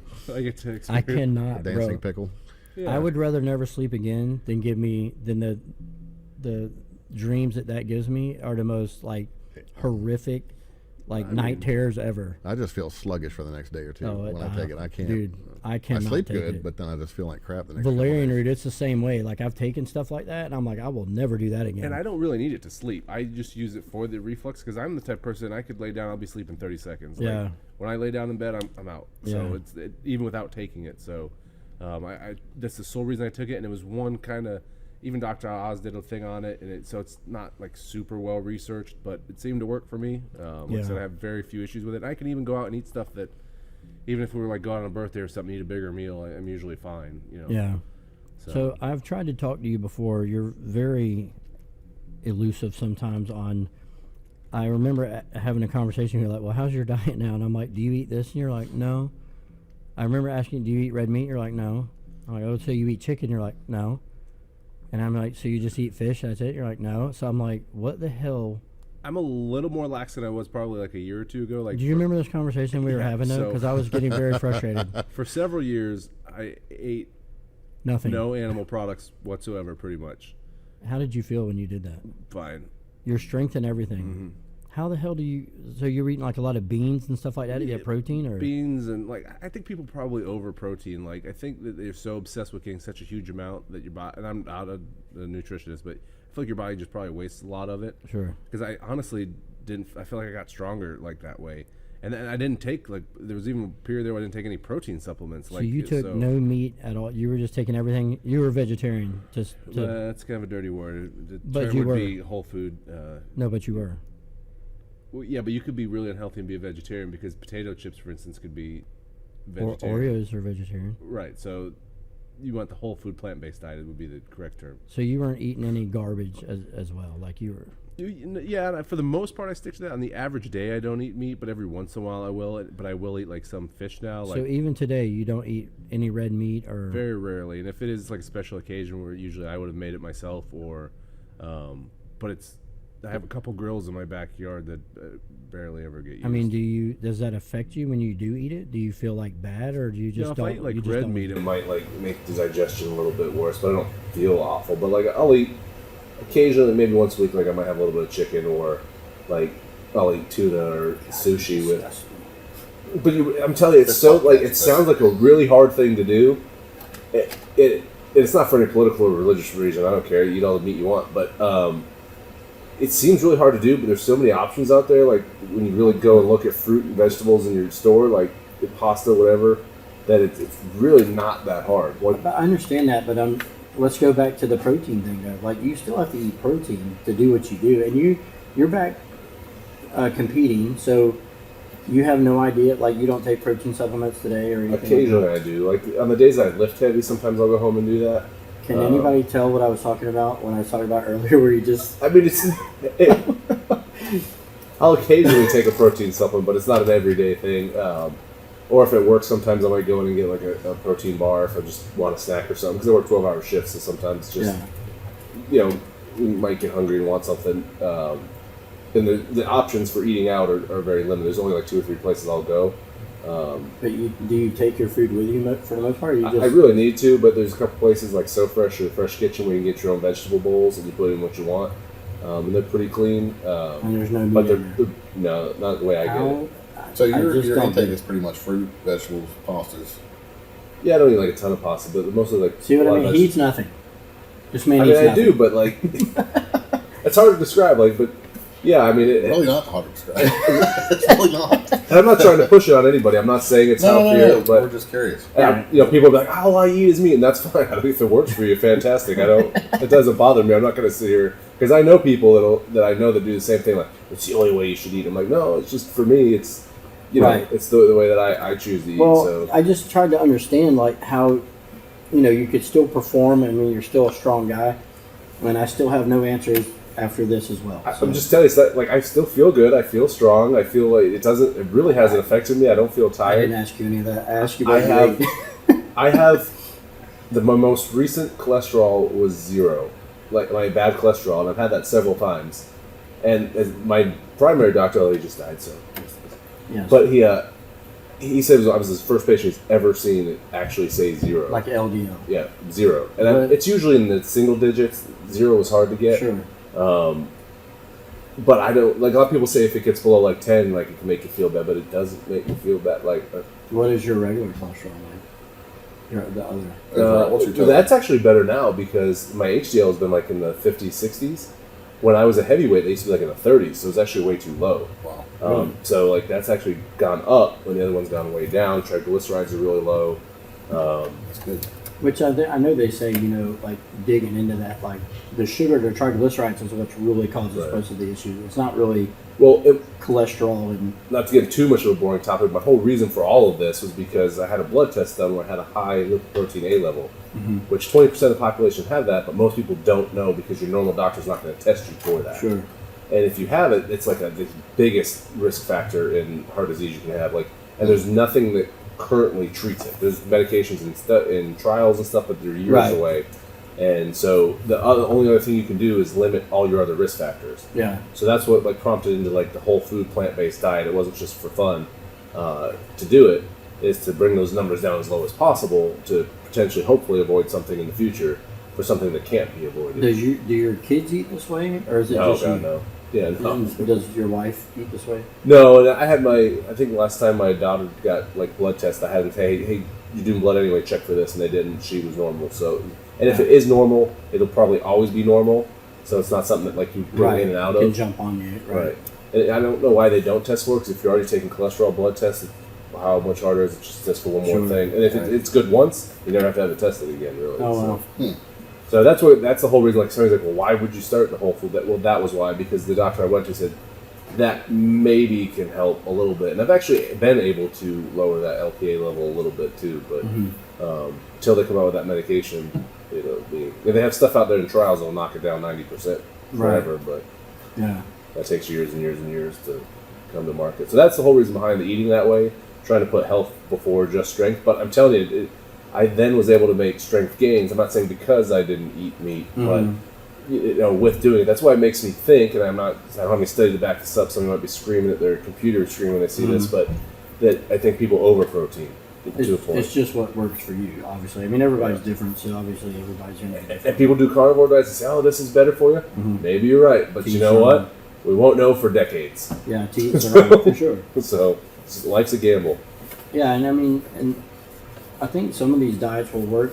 I do think that some diets are probably better for strength athletes than others. You know what I mean? Just based off of carb intake and performance, but to each their own. If whatever works for you, probably not going to work for me. That's the another vehicle outside. But like I said, now I've gone a little bit more to the fish too. Like I like sushi, and I don't like the extreme sushi. Like it's very Basic like tuna roll, salmon Right. roll. I don't do stuff with all the sauce and stuff on it. I'm not that sophisticated in my sushi game yet. Right. You eat it with your fingers, or can you use chopsticks? Oh, I'm a chopstick king. Are you? There's so many things you can use chopsticks for, by the way, but is that's true. a whole different podcast. I'm not even true. sure I want to talk about that. You don't. This is true. You don't, and you've seen it. Wow. So, like, moving forward, obviously you're going to keep competing in strongman. You just turned 40, so you can do some master Super stuff. old. Yep. Yeah, do some Thanks. masters competing. You just turned 40, so you haven't competed as a masters yet. No, not yet. I had a little bit of a back injury. I was supposed to compete yesterday. I was still going to do the Open, but the back injury kind of kept me out of it. So it is what it is. I think it seems for some reason now when I do a lot of like intense event training, I don't know, with the multi-plane movements, it takes a toll on my back. So I've had a lot of miles on the tires, if you will. So, Sure. Oh, yeah, I think we all have at this point. You know. I mean, and that's the thing, we talked to some of the guys about is just the changing, how your changing your training has to change at some point. I mean, Absolutely. nobody wants to talk about it or admit it, but I've definitely fell victim to that, and to where I feel like I can still get after it, but there's warming up a little bit longer than I used to. I think we all come from the old school of just dynamic warm-ups were good enough. Nobody was out on the turf stretching. No one was doing Mobility. And it's definitely caught up to me for sure, as far as maybe the injury I'm dealing with my back now. But I know, John, with your shoulders, and and if we were smarter with it, we try to tell all the young guys in there. And some guys listen, and some guys are going to learn the hard way like we did, and that's fine too. I really don't care. But we do try to, put it out there as far as how certain things, has just had to change. What do you think for you, like more warm up type stuff, stretching, or? Warming up, and I think, this is something we used to talk about, me and Bud used to talk about all the time, is it ultimately comes down to, almost like you said with the diet, is what is important to you and what do you like to do? Right. For a while there, like when I was younger, you're chasing a meet, or you're chasing a meet that gets you somewhere else, or right. you're chasing a total on a lift that you want to get, but is it really what's making you happy, or is it something you think that you need to do to get the status level in your sport that you want? Right. Because the thing that I've learned after 25 years competing in strength sports is none of it really matters. Because nobody cares. Like we talked about Ryan when we talked to him about the powerlifting, is this is a guy that's huge in the sport, and he doesn't know some of the biggest names ever. It's not his fault, but nobody cares. Like we talked to a guy before that one strongman competition I just did in February, and didn't know any of like the older school strongman people. So you have to ask yourself, like, you're not going to make any money doing this. Right. Nobody isn't. I hate telling you about this out there. There's so many people who have these little pipe dreams here and there that say, this guy's got a plan, we're going to make money. Yeah. They're not. So the people that make money in powerlifting or strongman are people that either have some type of business model, or like somebody that has a gym, or they're good at training or programming or whatever, or have a product. They come up with some product that everybody buys, which is great. It's great business sense. But if you think you're going to make money by competing in strongman or powerlifting or any other strength sport for that matter, you're sorely mistaken. So my advice to the younger people would be, burn it out. Do as much lifting as you want to, but keep track of what you're going to do afterwards, but also during. Because have a plan. Right, because I came to a point where I said, well, I'm starting to have a family, I was married, a couple of little kids, and then for a while I thought, well, I really should chase this strongman thing as far as I can get it. But then I thought, well, no, I really need to chase this career thing too. So I tried to balance that. I think maybe if I had gone that full extreme of I'm only going to put lifting first, I probably could have accomplished a little bit more, but I probably wouldn't have the career I do now. Sure. So there's that balance you have to have. So don't, I just hate to see, a few years ago we were training for Allen's show, and there was that poor guy, I wouldn't say his name if I remembered it, but he was like a 175, and I was talking about there's this guy that's coming in, and he's going to get health insurance for all the athletes. I'm like, you're insane, and you don't know how much health insurance costs. Right. Nobody's going to be able to pay that. Especially for an extreme sport. It's never going to happen. Maybe like event-specific insurance, like if you get hurt in this meet and you paid this rider for your insurance. Sure. But it's not going to happen. You have to realize it. Do it for the fun. If you can make a little money, I was fortunate enough to have some sponsors here and there that paid a couple entry fees, gave me some free supplements, gave me some free clothes, some free gear. That was fun.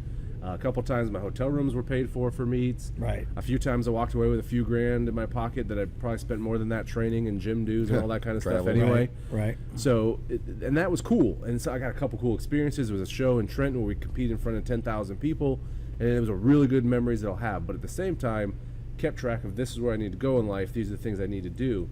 Because the other thing is that they talk about the depression that sometimes Olympians will have. So they train for 4 years. And then when it's over, they fall into these deep depressions because they don't have this purpose anymore. Right. And now that's a big scale. Some of those people are making lots of money to be in the Olympics. But in strongman, 99.99% of people aren't going to make any money at all. So just make sure that you have that background to realize it really isn't everything. Right. And I think that's some of the unfortunate part of what social media has done is it seems like when you go to these meets, like we used to go, and it was like a family reunion. Like you saw these people you knew, it was, oh, cool, how you doing? You'd be competing against them, but you'd be cheering them on, and that still happens to a point. Camaraderie, right? But when I go to these things now, whether I'm competing or not, it seems like there's more people who are more standoffish that are trying to like treat it like we're trying to get in the NFL, like, and I don't think that's what it should be. It's very cliquish. Yeah, and it's like, but why? Like, right. I used to love to go to like nationals as a teenager, and as I got into my 20s in powerlifting, because you'd go see Mara Sternberg, who nobody knows who that probably is anymore. I'm pretty sure she's passed away, or like Herb Glossbrenner or Ernie France. This is a guy that powerlifting wouldn't exist today if it wasn't for him. Yes. But most of your lifters nowadays have no idea who he is. No. But he was one of the first people that came up with gear. He did all kinds of stuff. And I had the opportunity to sit and eat dinner with this guy at national and world meets, which was a lot of fun. And that's what I remember, because at the end of the day, nobody's going to remember the lifts that I did, or even people that are more famous in this than I am. Right. They're not going to remember it. So you shouldn't do get back to the original point, is do the things that are important to you. Like, if that means, okay, I just want to do bench press meets, then just do bench press meets. Like, don't feel like you have to do the full powerlifting anymore, or you have to go do nationals. Like, it's all gotten so watered down anyway. Like, national championships are cool, but if you're miserable the whole time you're doing it, what's the point in doing it? I'm glad you brought it up, because we talk about it, like, and I talked about not too long ago of having an exit strategy, because for myself, like I said, I can see the crossroads coming for me. I'm getting closer to 50. I've been in this a long time, and I've done a lot of cool stuff in it. I've never been the best at this, but I've done a lot in the sport, and I'm proud of what I've done. And if I have to walk away from it, I'm really okay with it. You know what I mean? I will get into something else. I'm going to be competitive in whatever I do. But, touching on what you said, a lot of these people don't have a backup plan, and they, like, their whole sense of being, their whole identity is tied to this. Right. I was watching I don't know if you've seen that show. It was like Special Forces, and it has got like ex-NFL players and stuff on it. Yeah. And those got like Cam Newton, I believe, is on there. And all those guys, like, they've made millions of dollars, and they don't know who they are. Because when you take out what they've done their whole life, football, their whole identity, there was another guy on there too, their whole identities were tied to this, and now it's been taken away, and they're like, they seem like kind of sad guys. They're depressed because now they're not this big football player, but you're just a man with kids and a house. And I definitely think it's important to not, and when we were young, we weren't thinking about this shit either. Yeah. But when you get older and you start seeing those intersections coming, it's like, well, which way am I going to go? Some people stay in this sport way too long under very harsh conditions where they've had bad injuries, and me and John have talked about this a lot, and they just push too far. And it's, dude, like you said, at the end of the day, I don't care what you've done in your career, this sport is about right now. And your saying is? Yeah, when you're done with strongman is done with you. It's the same with powerlifting, Olympic lifting, football, whatever. And even you getting back into the sport, there was guys coming to my training facility, our training facility, that didn't know who you were. Yeah. You know what I mean? And it was like, I believe that's when you put Google me on somebody. What did you just say? In this city? You don't know who this man is? Well, the word you used earlier, purpose, was a good thing. When you come to that crossroads, you have to discover, what's my next purpose. Yeah, what else is there? Are you gonna start to give back to the community in some way, shape, or definitely form? not No, I don't know what you're talking about. Why would I? Are you gonna some people go to meets and help out. Some people work with other people, or you gotta figure out what your purpose is, or like you say, you're just gonna become depressed or just lost. And that's the thing too. Like with running for me, like there's no pressure for that, because I know I'm not gonna win. So I think we all know that, right? So it's just going to beat my own personal time, and that or like right now with my background, well, now I'm concentrating on my bench press. Maybe I'll find a bench press meet I want to enter, because like you said, I want to do something. But I also know that I'm never going to allow myself to gain the weight back and do the things to compete as a pro heavyweight again, because it's really not worth it for me at this point anymore. It was great back then. I'm glad I did it. Sure. I don't have any regrets about it, but you also have to think about those things, because there's a lot of people that think somehow they just do this next year, they're going to make money in strongman. One more. There's a handful of strongman meets where you make a decent payday, and it's for the top heavyweight. Mm-hmm. And then what you don't understand is, if they do it the right way and you actually report it on your taxes, half of that's gone, because they tax the crap out of that. And then you don't have health insurance. And even if you win that one meet, how many people win it consistently besides a handful of dudes? Yeah, staying healthy in the sport. And then when it's over, you don't have a retirement, you don't have a pension, you don't have any of these things.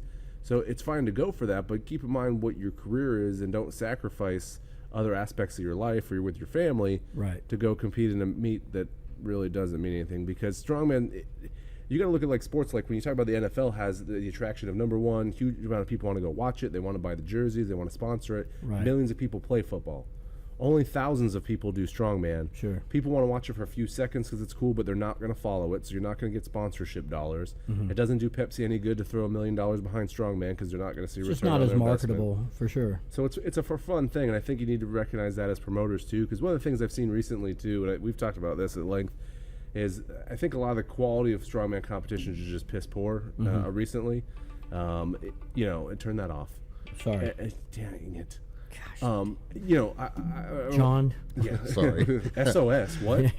911. Why did I let Scott's phone go off? But like we've seen it. It's your fault. I don't want to go like too long on it, but you know, I remember a show I did in Orlando with my son, and I won't mention the promoter or anything, but it was so disorganized, so terrible. We were there. Yeah, I know. And like they want to do all these weird type of things that they weren't able to do and should have known that, and they couldn't set it up right, and they had to change everything. And then at the end of the show, they come, and this is something, I don't remember the entry fee, it was probably $60 or $70 or so. I don't even know if we got a t-shirt for that, but you get there, and the trophy was, I would have been embarrassed if it were me, to be honest with you. And I think the things that need to be said is, the trophy for first place was one of those little brass hammers. I remember this. That I'm not talking about like a show hammer. Like it was one of those ones you go to Dollar You should General. have brought that, dude. I should have brought. You should Damn have it. brought that. But it was one of those little tiny brass hammers that with the handle screws off and there's a screwdriver inside, and it's this big. Yeah. And that was the trophy for first place. Like Can you bring that in for a prop for us for now? For the rest of these? and the We need that on the table. I have it in my trophy thing in the back as a joke, so people ask about it, and I can tell the story.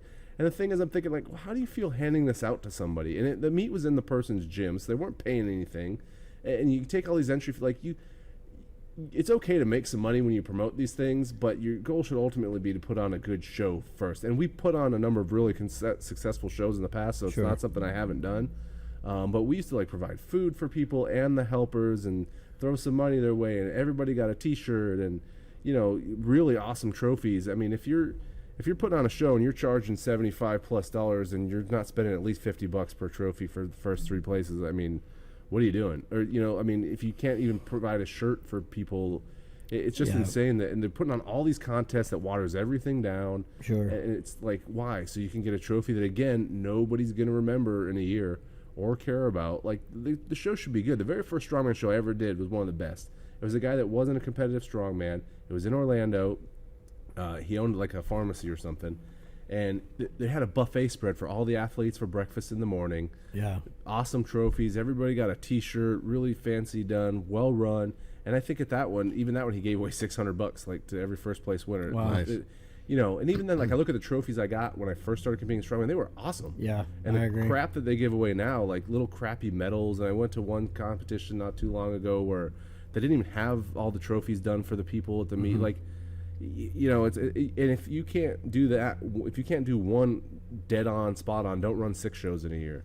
Like, it's too much. I think it lets it be known real quick without saying that the shows are being put on for the wrong reasons. Like when I came on with you years ago and we co-promoted together and we ran great comps, dude. We ran, and John helping, and the crew that we had our shit together. We had checklists, checks and balances. Yep. I was doing all I could to get as many sponsors as I could. And I remember people saying, man, maybe $50, $100, that's all. I'm like, come out, man. I wanted as many vendors there as possible for the people. All the comps we used to do back then, they gave grab bags away. We've talked about this many times on this podcast. Samples and We all kind of fed stuff. the Yes. athletes. We fed every athlete when we did it. We went out of our way and made cool trophies because it's important to people. I mean, a lot of people aren't going to do this professionally, and those trophies in the case actually mean something that they can show their kids or whatever. But now you go and you get the entries are getting pretty expensive. Some of them don't include shirts, which I think is absolutely asinine. Or you got to pay for your own shirt. Yeah. It's not included. And if you want a shirt, it's $30, which is insane. I mean, And for the price of what they're charging, I mean, like I said, there was one of the meets that we did, and it was the year that like the economy was real bad. At the end of the thing, I think we walked away with $100. We had nothing. It was $0 to $100 for hours and hours. But the meet was great, and the athletes got shirts and really cool trophies, and they got to eat. Yeah, and that's I remember that. What mattered. But I think a lot of it has gone away from let me put on all these shows and try to make a quick buck, and then, like that's not what it's. Well, I for. remember. We a lot of the money got blasted on shirts, and the trophies that year were expensive, and I don't remember whatever expenses we had. And then this was definitely before it got watered down because there was only like.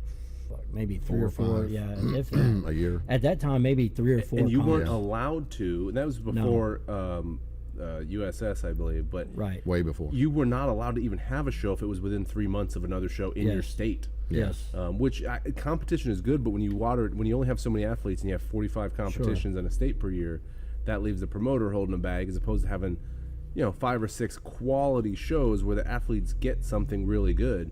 I think is just a much better thing. Or like, I'm not a proponent of like nationals with 600 people in it. Like, it's not. You're competing for a national championship. If you can't complete all of the events, or at least do a rep and everything, why are you going? Right. Like, so and I think that pulls away from the local meets because the people just do one to qualify real quick and Sure. let's go compete so we can do it with 600 people. And also, if you're running a national meet and you can't answer a simple email from somebody, which I've had recently, don't put on the meet because that's part of it, and don't be sarcastic and rude about it. Because you're agreeing to answer 600 emails when you agree to do that because you're making money on that meet, I promise you. Sure. And if you can't, in my opinion, do reverse scoring on a meet that prestigious, you shouldn't be doing it.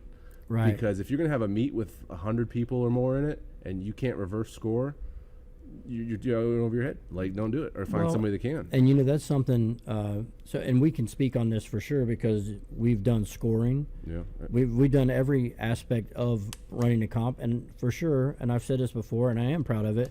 We have put a lot of people on their way to putting on good comps because of stuff that we put into place, and that's a fact. It's a fact. And not sit here and like pat my Well, no, back but we all competed. You guys competed way more than I did in strongman. But we were all former competitors, so I think that's important to lead into being a promoter, because you do want to put on the best show, not for yourself, but for the athletes. Because we've all been to shitty contests before, exactly right, where we were very disappointed either in the way it was run or the medals or whatever the case may be. So I don't think it's absolutely necessary to be a former competitor, but I think it's very important for the mindset of how you're going to treat this contest, because like we've talked about before, if you want people to come back, it has to be an enjoyable experience. You have to understand like all aspects of the comp, and further down the road what could go wrong. Right. Like I said, if you have a scoring issue, which everybody's had before, we've had that happen. What are you going to do now? How do you fix this? How do you do count backs? And some of these people don't understand this at all because all they've done is a couple local comps, or they've never done anything national level or high level. And I'm not saying that you have to do that either, but you need to have a very good understanding of the sport, which I don't think happens now. That's something that's definitely changed as far as the amount of shows that are allowed, which, a lot of people are talking about that now. And some people agree with it, and they think that it's going to lead to the growth of the sport, which in some ways maybe that's true, but I would rather have, let's say the number's 7 or 8 high quality comps in the state of Florida for the year instead of 30, 35. And I'd probably go to most of them and help out if that, just sure. Not even really asking anything. And I think the other thing too that you see is they're almost trying to do too much at once. Like all these shows are trying to run multiple lanes of stuff, and it takes away from it because not that you want to go and be featured per se, but like you don't even know what's going on or who's competing or what the weight class is up. Like the announcer doesn't know how to keep up because they can't announce 4 lanes at one time, and it's a local show. Yeah. So to me, I would think almost like slow down. Like you don't want to be at a contest till 10 o'clock at night. Right. But you can almost sometimes run them faster because I've noticed they get 3 or 4 lanes and they're confused and there's people in the wrong place. And then now it takes way too long to start. As opposed to if you had 1 or 2 lanes and you could just go. Right. As opposed to I got 4 lanes. Wait, we got to take a 40-minute break because I got to get my helpers and I got to have this. As opposed to having your 5 or 10 guys that can concentrate and move that 1 lane as fast as possible. Right. And then the athletes feel like they're more featured because, hey, here's Joe Blow. He's up now. As opposed to not even knowing what's going on, to me that always seems more fun. And then right. And something else that I think that they don't do, and it's like when you have, which we did this at Florida's this year, kind of joking around, but not joking around. Like you have like these old school like guys that were badass pros at one point or whatever, like Heath Allison. Heath, yes, yeah. And nobody knows who Heath is. He's just a judge. I'm like, no, dude, this guy is one of the one of the first pros probably in Florida. OG as hell, one of the nicest guys ever. Yeah. He's a great judge. At least give people recognition like, hey, this is this dude. This is the reason he's out here. I think that means something, too, than just having some, guy that's done one comp as judging. It's not the same. And that guy's not going to know how. That's why he's such a good judge. He's very fair. Yeah. And you had Mike from Battle Axe judging this year. And, you get guys that are very...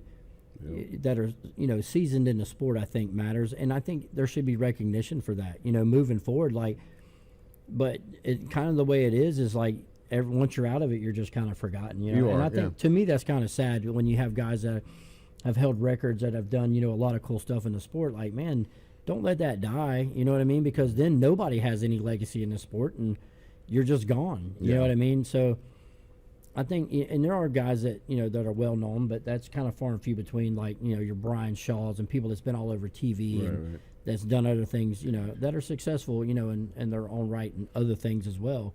I mean, I've seen some guys that even have almost went black completely with, like, that used to compete with me, like big name guys in the sport that everybody knew who they were. Now, like, you can't even find them on social media. Like, I don't even know what happened to half these people. Like, are they still alive? Are they doing okay? Or I just want to check up, make sure they're all right. But like, you can't find anything on them, or you'd be like, hey, whatever happened to so and so? And they're like, man, I don't know. Yeah, like Brad Dunn. I mean, he was back in the day. I mean, I don't see anything on social media anymore. I think some of it, like, this kind of goes. We're going backwards here a little bit, but even coming in and out of these sports, like, everything needs structure. You know what I mean? If you're going to have a good comp, you need structure. If you're going to get out of the sport, you need to have structure getting out of the sport. You know what I mean? Like, that's why people get depressed and shit, because they have these goals, and if they reach them, fine. Well, then what now?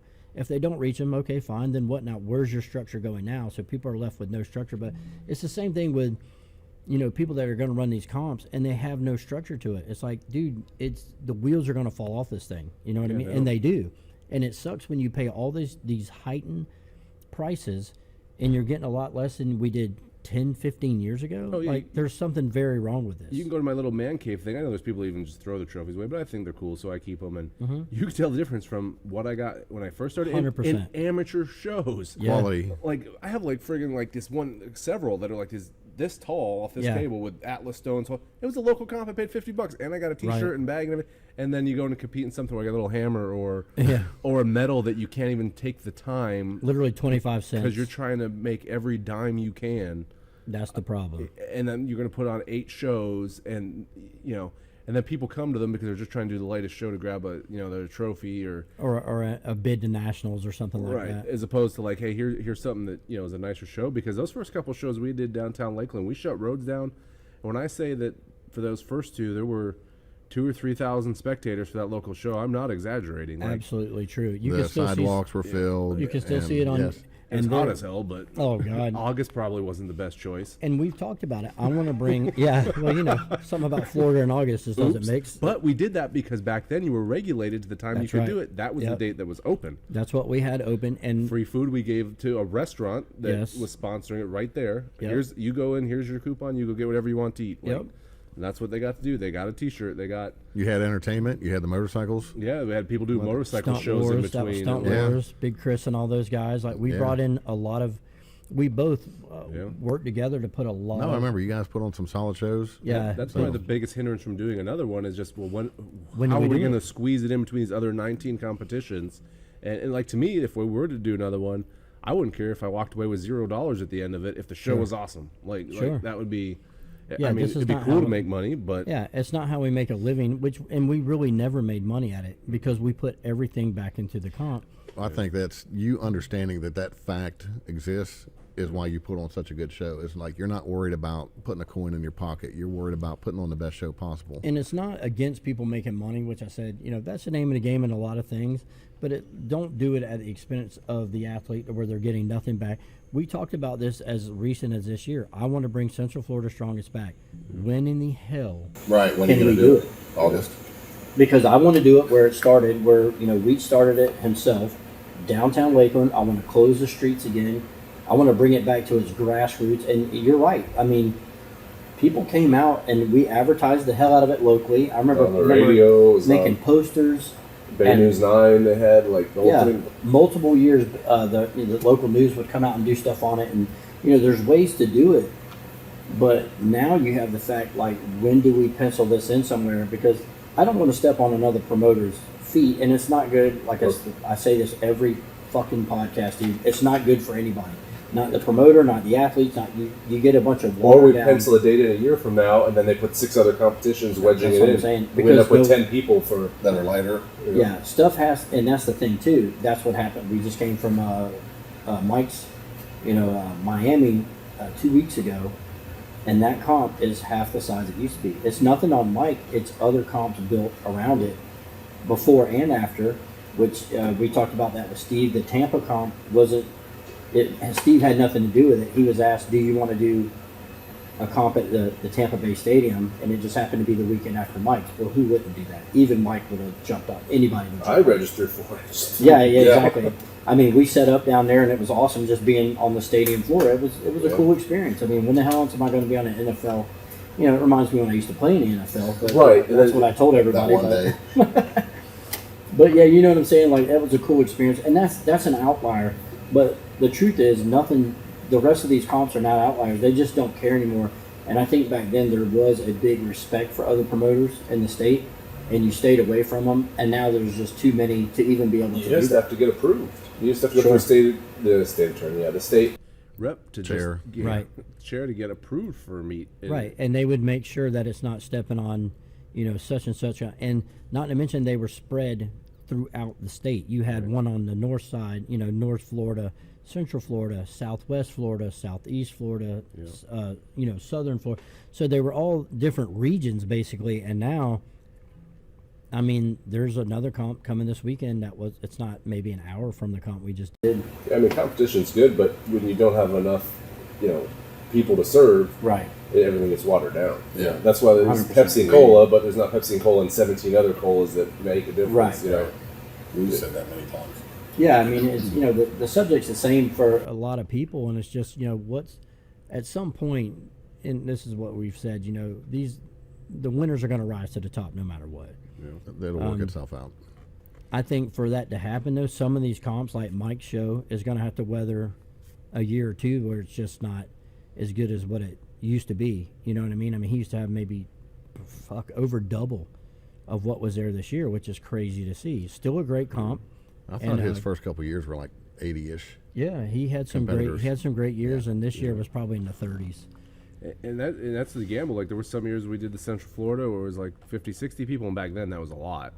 Yeah. And then there was a couple years it was like 20-something just because other stuff was going on. But Well, we were also a heavier comp, too, which we've always been we lean that way, which, we're of the old school thinking that, we're going to get you ready to go to the next level, which would be nationals. And anymore, I just don't know that anybody, not anybody, but people still care. But it's not as much, man. You have people that just want to do local comps, and there's plenty of them, And I hope I'm wrong, but I think that probably maybe some time ago, maybe somebody can prove me wrong, but I think the number of strongman competitors we have now is probably not going to grow much over time. Like, it's just not. I think you could get some, but I don't think you're going to have, like, let's say, I don't know how many there are in Florida. Let's say there's 2,000 competitors in Florida. I don't think in 5 years it's going to be 10,000.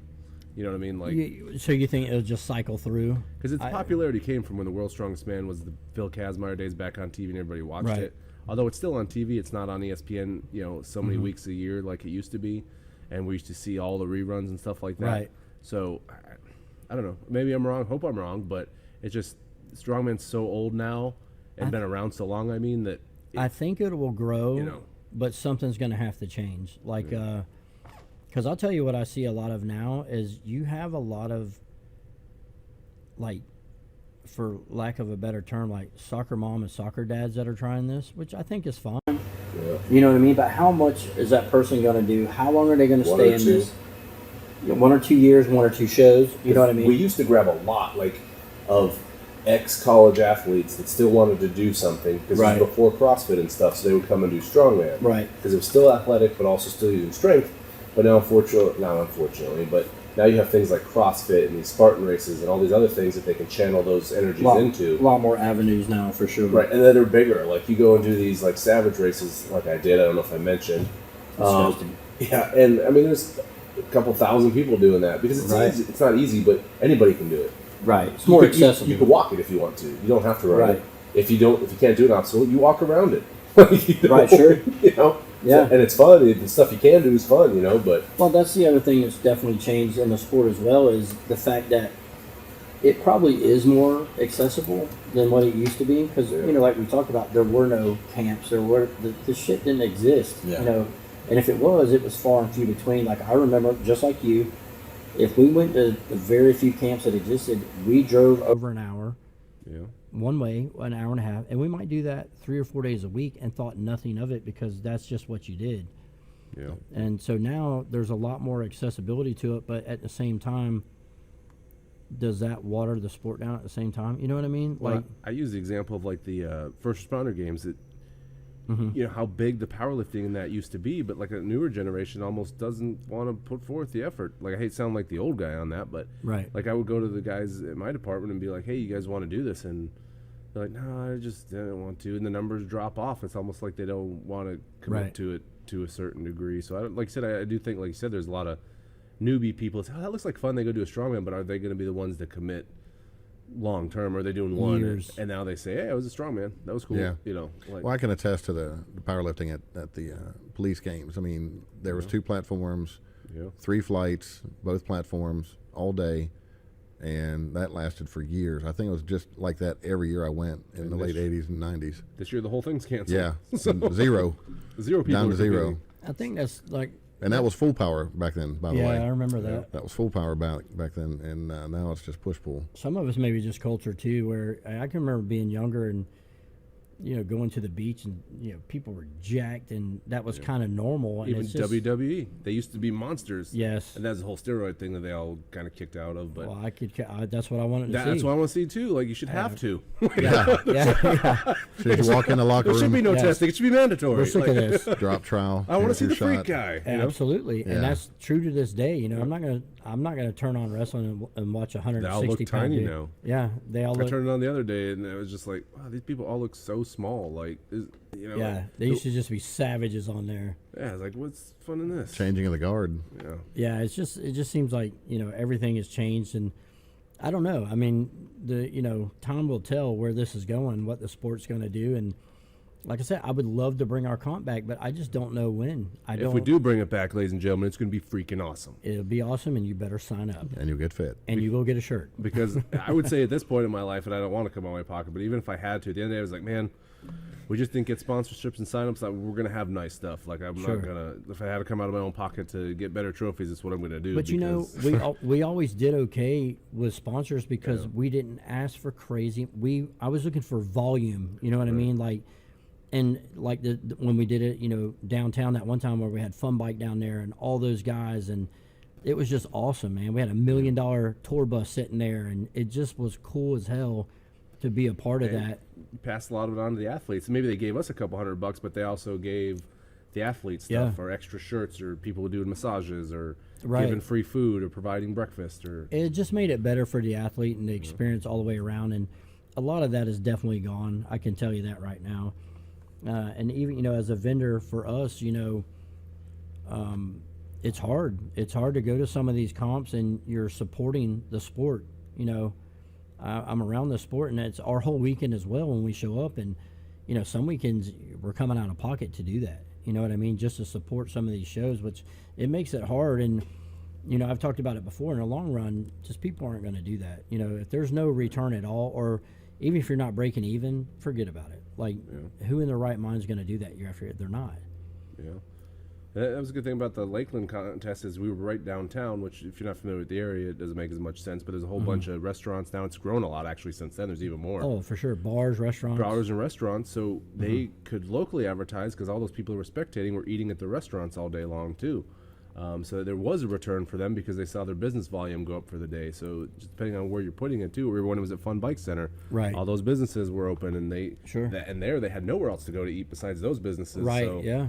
I mean, it Well, was funneling them right in. And that was the other thing we did is like, then just giving like some of these promoters, like some of the old school shit still works. Like I used to beat the street. I would go hand those flyers out at every gym, every bar. Can you hang these up? And people are like, hell yeah, man, it's a local.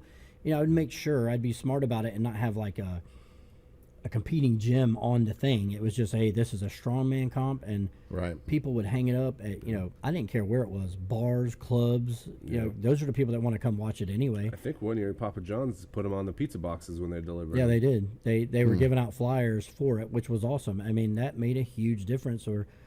And listen, no competitor can say that they would rather just compete in front of 50 people, or would you rather 1,000 people be watching? And a lot of these people are new to the sport and they love it. You know what I mean? They've never seen it before, and people were going crazy. And out that's there. what kind of known about how to draw those people in too, because you're not going to get people to pay for that.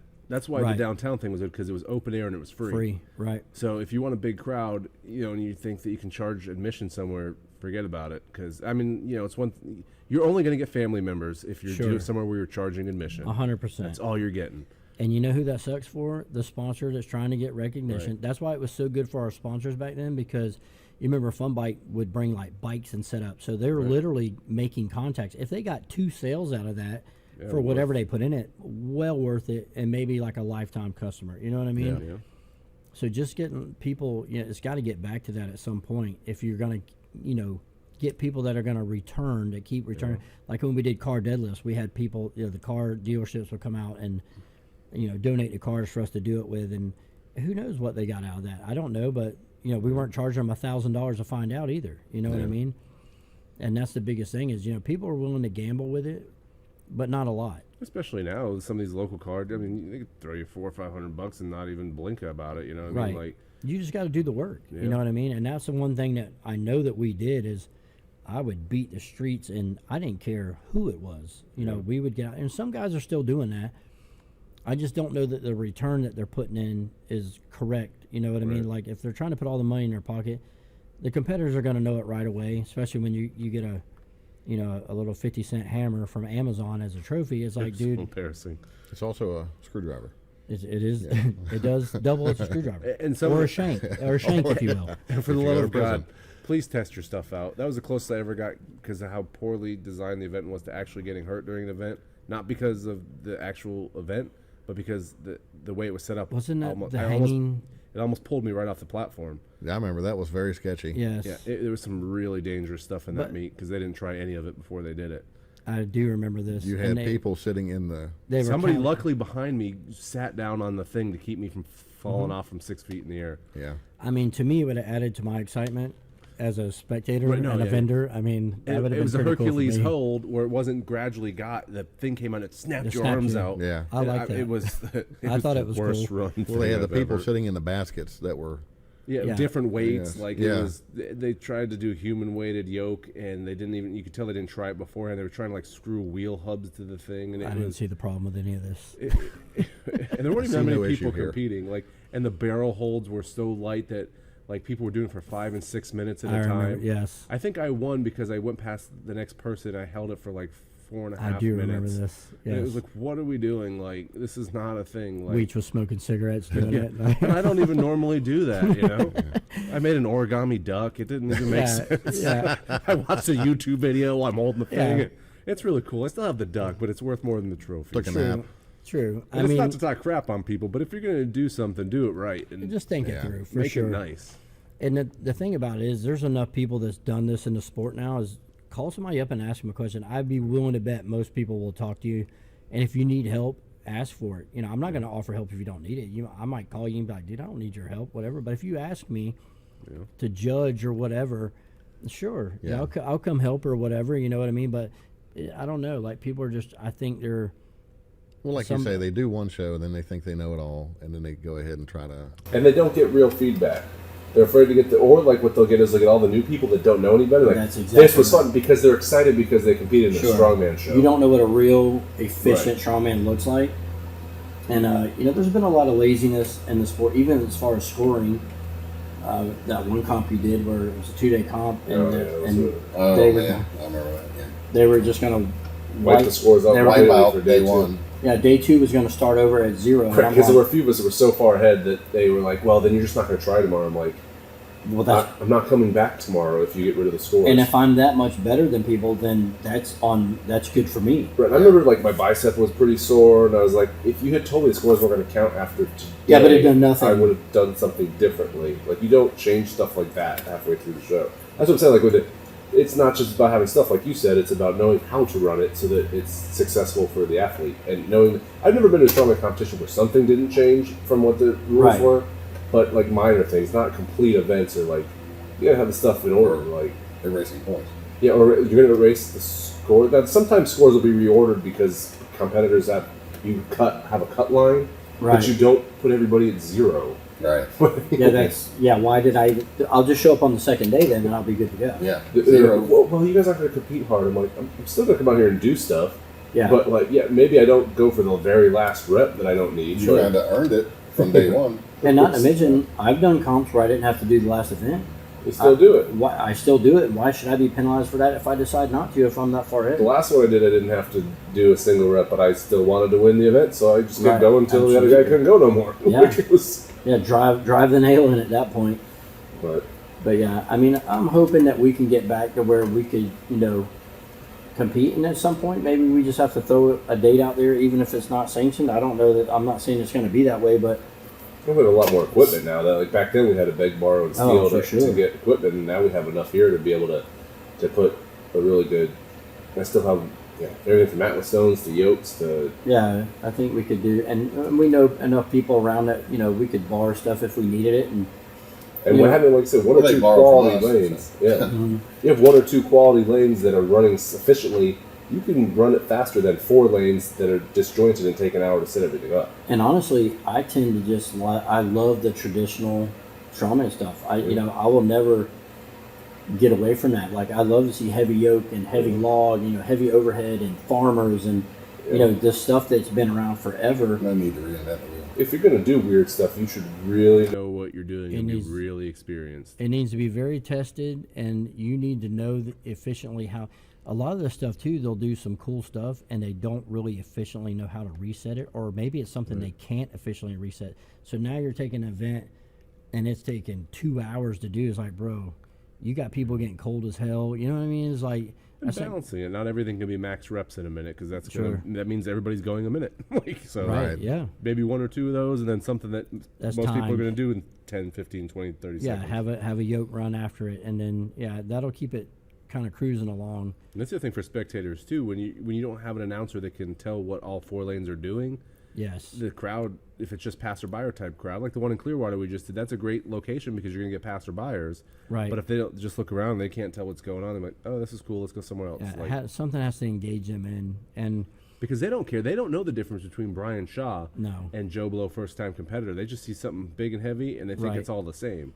So they'll be just as entertained with local people if it's run correctly. especially an MC makes a big difference because if you have somebody, and I remember seeing it at that comp, you had some guys struggling to get a rep, and the whole crowd would go crazy. You know what I mean? Because people just want to see people win at They that get point. into it, You know what I yeah. mean? And they don't know if that's for last place. They don't care. They just want to engage with the lifter. Yeah, it just people just want to see a show, man. Yeah. That's what it comes down to, And strongman is kind of a freak show. You know what I mean? You're doing stuff that the average person doesn't want to do, nor can they do it. You know what I mean? And that was always a draw to me too.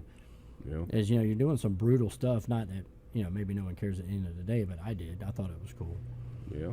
And we've all done it for a long time now, but we'll see what happens moving forward. But what do you see for like yourself? Like just keep doing strongman and Well, I got to heal my back up. I initially wanted to do nationals this year, but with that little injury, it's nothing devastating. I'm still in here lifting. I'm still doing a lot of stuff. I can still run, but it's kind of when I first start taking a step, it actually hurts with every step, so I have to warm up to run. But right. so I need to get that healed first and foremost because I could probably pop a bunch of Motrin and make it work for the day, but then regret it for a few weeks. But like, don't want to do that. Right. So I thought about nationals this year, but then I'm potentially have a very important thing at work coming up that I definitely can't miss. It's going to be maybe the same exact day. Sure. So I'm not going to miss that. So we'll see. It's kind of the point, like I said, I'm at the point where I see something that looks fun, so I'll throw my hat in. Maybe do a powerlifting meet or something, or I want to get my bench back up to something pretty good. Right. I'd love to do a 500-pound bench as a master. That would be pretty cool raw. And keep doing fun things like going and running and stuff. It's not that like I'm like, yes, running is fun, Right. but the feeling you get when you're done with it and the accomplishment you get. So I'll do a bunch more 5, 10Ks, probably obstacle course runs, stuff like that, just to stay busy. Cool. Watch soccer games every single weekend. Yeah, it's a lot of fun. Travel. If you don't have your kids in travel sports, let me tell you, you're missing out. Yeah, yeah. You're missing out if you want somewhere for your money and time to go. You But, you literally are missing out because you're always at soccer games. Yeah. yeah, especially when they're good enough to guest play on 4 different teams. So Yeah, Nice. Lots of fun. yep. Nice. But yeah, man, we'll definitely have you on again. We're obviously all here local. We all train together, and always good to have you on. It's been fun, and I have some questions here for you. Oh, I'm Let's sorry. not forget that. I'm sorry. Go ahead. Idiot. Blue. Oh, So we always put out, people sending their questions. So Frank Nicotra, one of our own lifters here, he said, who's that? yeah, Frankie. Frank the Tank. Frank the Tank. He met Hulk Hogan. He did. That's a nice story. He did. Can I ask my question now? Yeah, go ahead. Sorry. We ate at Hogan's after that comp. Yeah, that was not good. I don't recommend that either. Yeah, don't do Nasty. that. Don't do Yeah, that. no. So Frank wants to know, what is Weech mode and how do you get into it? Oof, that takes a lot of years of experience. Do you even know what Weech mode is? What do you think Weech mode is? Well, I know what he said it is. I want to know if you know What what do it you is. say it is? Just the way you approach a weight that's heavy. Well, and that's key too, because you can't be at a 10 all the time, because Right. that'll mentally wear you out. So you gotta be careful. you save with those Weech mode. moments for. Oh, that's focused. Okay. You don't get in the way. So how do you get into it? He wants to know how you get into it. Oh boy, I think that that's the mode where you're just completely focused on what the task is at hand. It doesn't mean being hyper emotional, because that can work against you at the same time. I don't care, because then you don't focus on your technique or your movements that you need to make, but it's being so laser focused on when you get done, you couldn't tell me what song was playing on the radio. So you save that for the heaviest of the heavy. Heavyweights, or if they're, Now, just- do you approach it for any kind of event, or do you save that just for the squat, deadlift, the any yoke, event you're or- competing in, like Okay. if you're training for a yoke, like so that's the point where you're hyper focused. Now that may mean music, it may not. Maybe for you it's not music, but it's. I think the mature aspect of that is not getting so, like I said, emotional to where you say, "Oh, I'm just going to get so angry, I'm going to lift it." I've seen so many lifters do that and they fail because they forget their technique or they wear themselves out emotionally by doing that every single time they go up there. So you might get, you might yell, or like if I squat heavy, sometimes I'll hit my back under it, but it's a controlled seen that, thing. yeah. It's super. Love it. Let me ask you, as far as music go, what song would you listen Mostly to? Hootie and the Because Blowfish. you're Wheels one on- of the worst music people I've ever Wheels on the bus. They don't, Oh my God. They don't listen to these guys. They don't know what they're talking about. dude. I want Wheels to, on like, the bus. seriously, what song? I mean, I would just have some type of rock music on. Now I have expanded. Some type. Now that Amazon has a streaming, it's better Is it than the free? sixth. Yes. It's probably free. No, I have the $5 add-on. There's no commercials. There are no Per month, commercials. $5 a month. It's something like that. $5 This or is like asking them out of the street. And there's no commercials. There's nothing specific. Yeah. So I don't have a specific go-to song per se anymore because I have so many choices with Amazon Prime Music. Dang, are you looking for a sponsorship? Yeah, Yeah, really. Check out Scott's playlist. Jeff Bezos, what's Bezos. up, buddy? What's up, Listen to Jeffy? this? Uncle Jeff in the house. But yeah, it's just and for the most part, I just Just like to have some music on the back. Like if I'm in the gym and somebody else's music on, I don't really care what it is. For the record, you used to have a playlist that's one of the worst I ever heard in my I life. don't know that that's true. It's 100% true. It was like the same 4 songs. It was like 6 or 7. On loop. That was Dude, when you had to download every song and you had to find one that wasn't in Russian You- because you're trying to do it for free. Listen, spend some money, dude, because that was horrible. Well, now I do. I get like $5 to Amazon. Any but song you- in the world. You Any talking song about in the world. Napster and LimeWire? Yeah. Yeah. You remember those now my days? computer's frozen. But you, Yeah, you really. still can't Get tell viruses. me like one song. Just one song, dude. What My song? go-to used to be "Nice Shot Man." Oh by, my yeah. god, dude! You see what I'm talking about? And this is true. You had to ask. I was so sick of hearing that loop. I'm like, Weech, man, I'm gonna kill everybody in Even this though place. I don't know that I would put it on now. Like I would just put it on like the. So we haven't rock evolved to playlist. any song. You're like, this is my go-to song. No, that's what I'm saying. Like I don't. That's the thing. Like I Hootie don't. and the Blowfish, Oh, that's my jam. No, you can't. Like and if you he's have, not playing around. You Okay, know I that. believe it. No, no, he's not playing around. If you have one song only that you go to every time, what if that song is not available? Is that going to throw you off? That's for you to make sure it's available. Well, you I- download it, you record it. Save it. I mean, if you were going for a world record right now, you can't tell me one song that you would listen to. But here's the thing, though. Like any record what I of mean? Big See? Squat I So ever no. did, if I was truly in Weech mode, Okay. I couldn't tell you what song was on when I was listening. I could hear like background music, like you could Right. hear. But if you said what song was on, like you could have been playing "Kiss by a Rose" by Seal, and I would have loved it. But I wouldn't.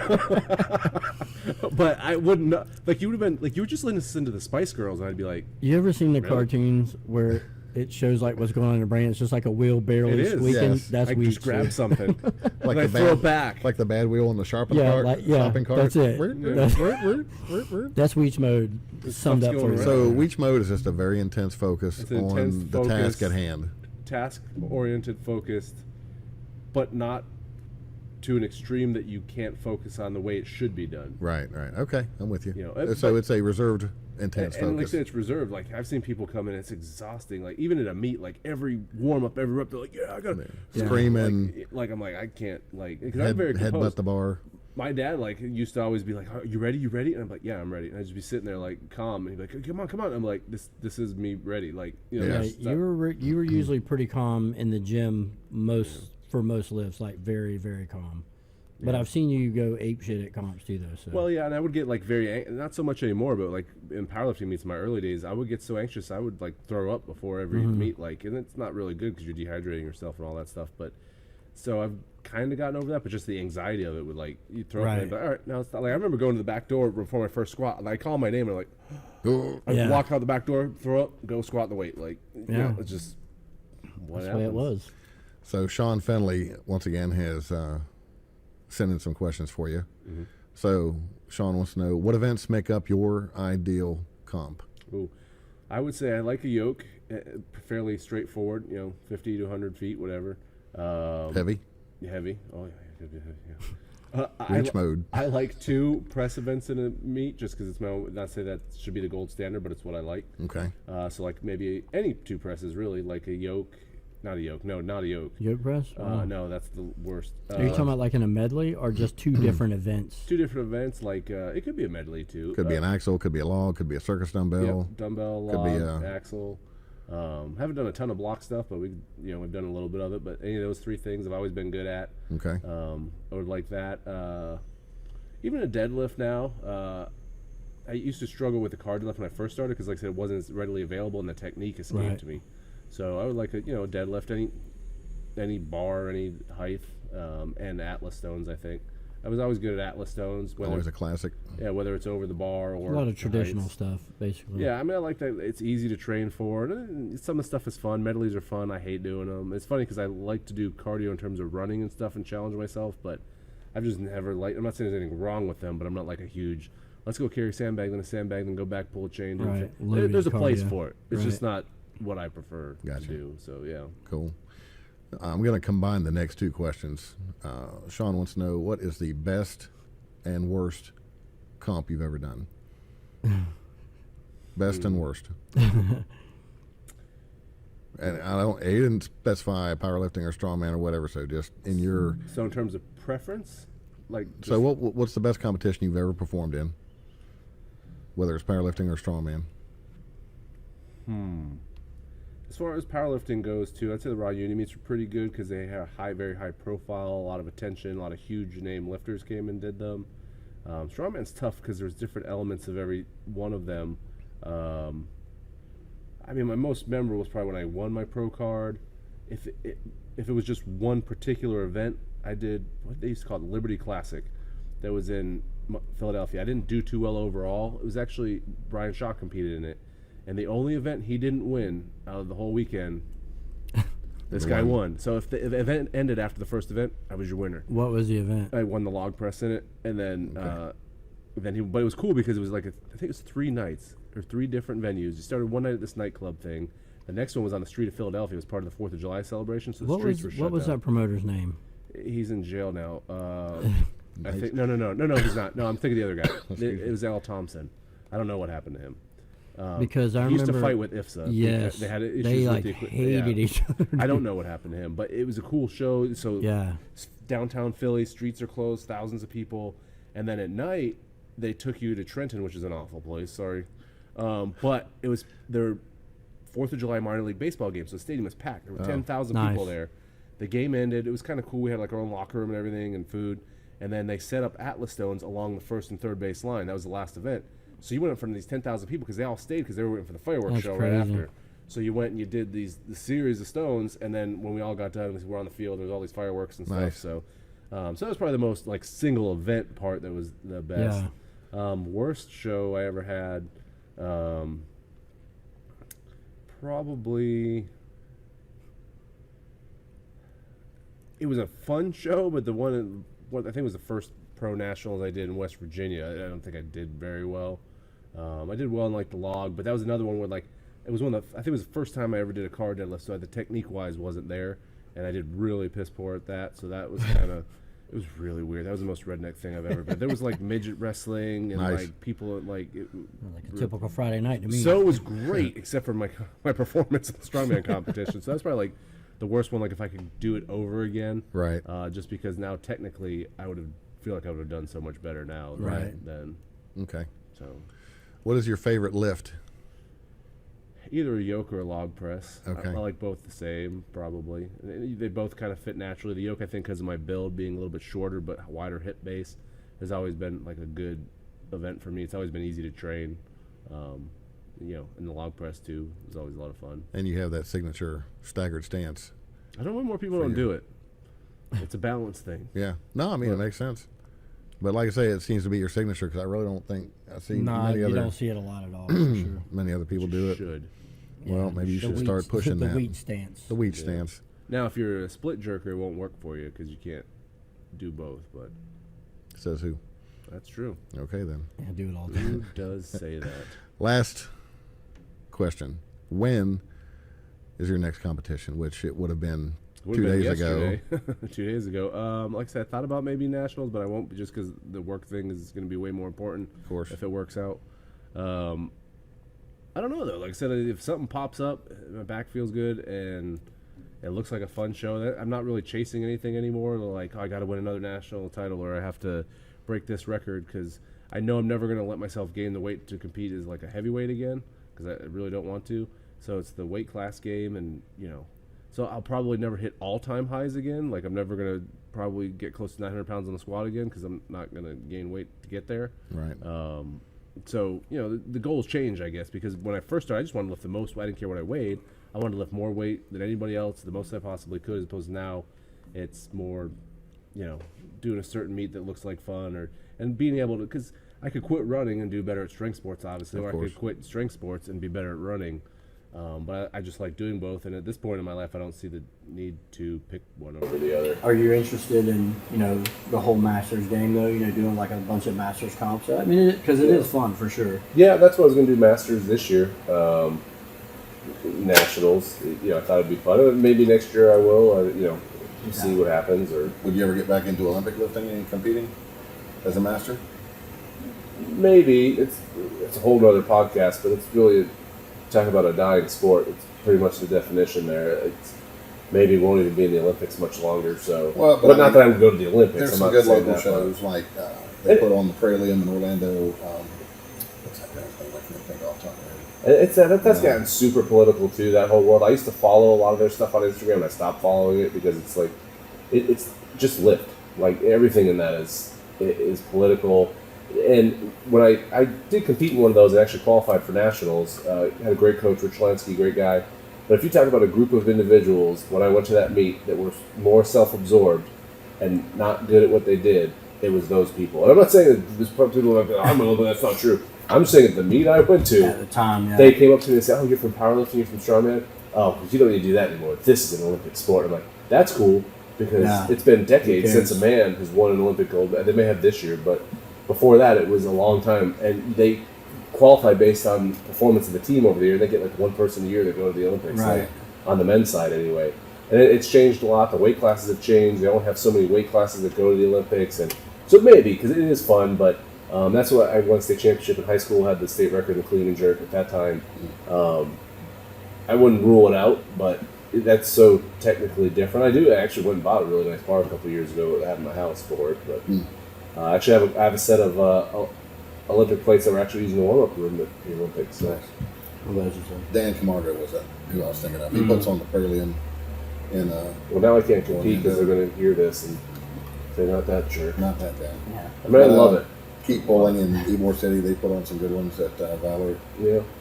every year. So And I'm at the point where like I'm not trying to impress because a lot of strength sports, unfortunately, in every discipline can be political to who you know and what you get into. But like I'm at the point now, I don't really care. Like I was mad that he said that. Like I don't care. Like, it's obvious because if I don't get invited to something, it doesn't matter to me anymore. Yeah, It's like, it doesn't make a difference anyway. I mean, if somebody's mad at me, they can call me or whatever. Let me know they didn't like it. oh well. Probably won't care then either. yeah. So. All right, man. Well, we'll wrap it up, man. And What's your social media? he doesn't I have have social media. I think my Instagram is just Scott Weech. I don't really post a whole lot because I'm You old. never have. Facebook, Uh, MySpace. Oh, MySpace. That's a Yeah. good one. Yeah, I mean, I maybe should post, but not like I'm hunting down a bunch of sponsorships or anything. TikTok. Or trying to go viral. Yeah. So I'm sure your kids know all about that. they do. I'm trying to actually get his better because he's almost at the need to go to college time. So Yeah.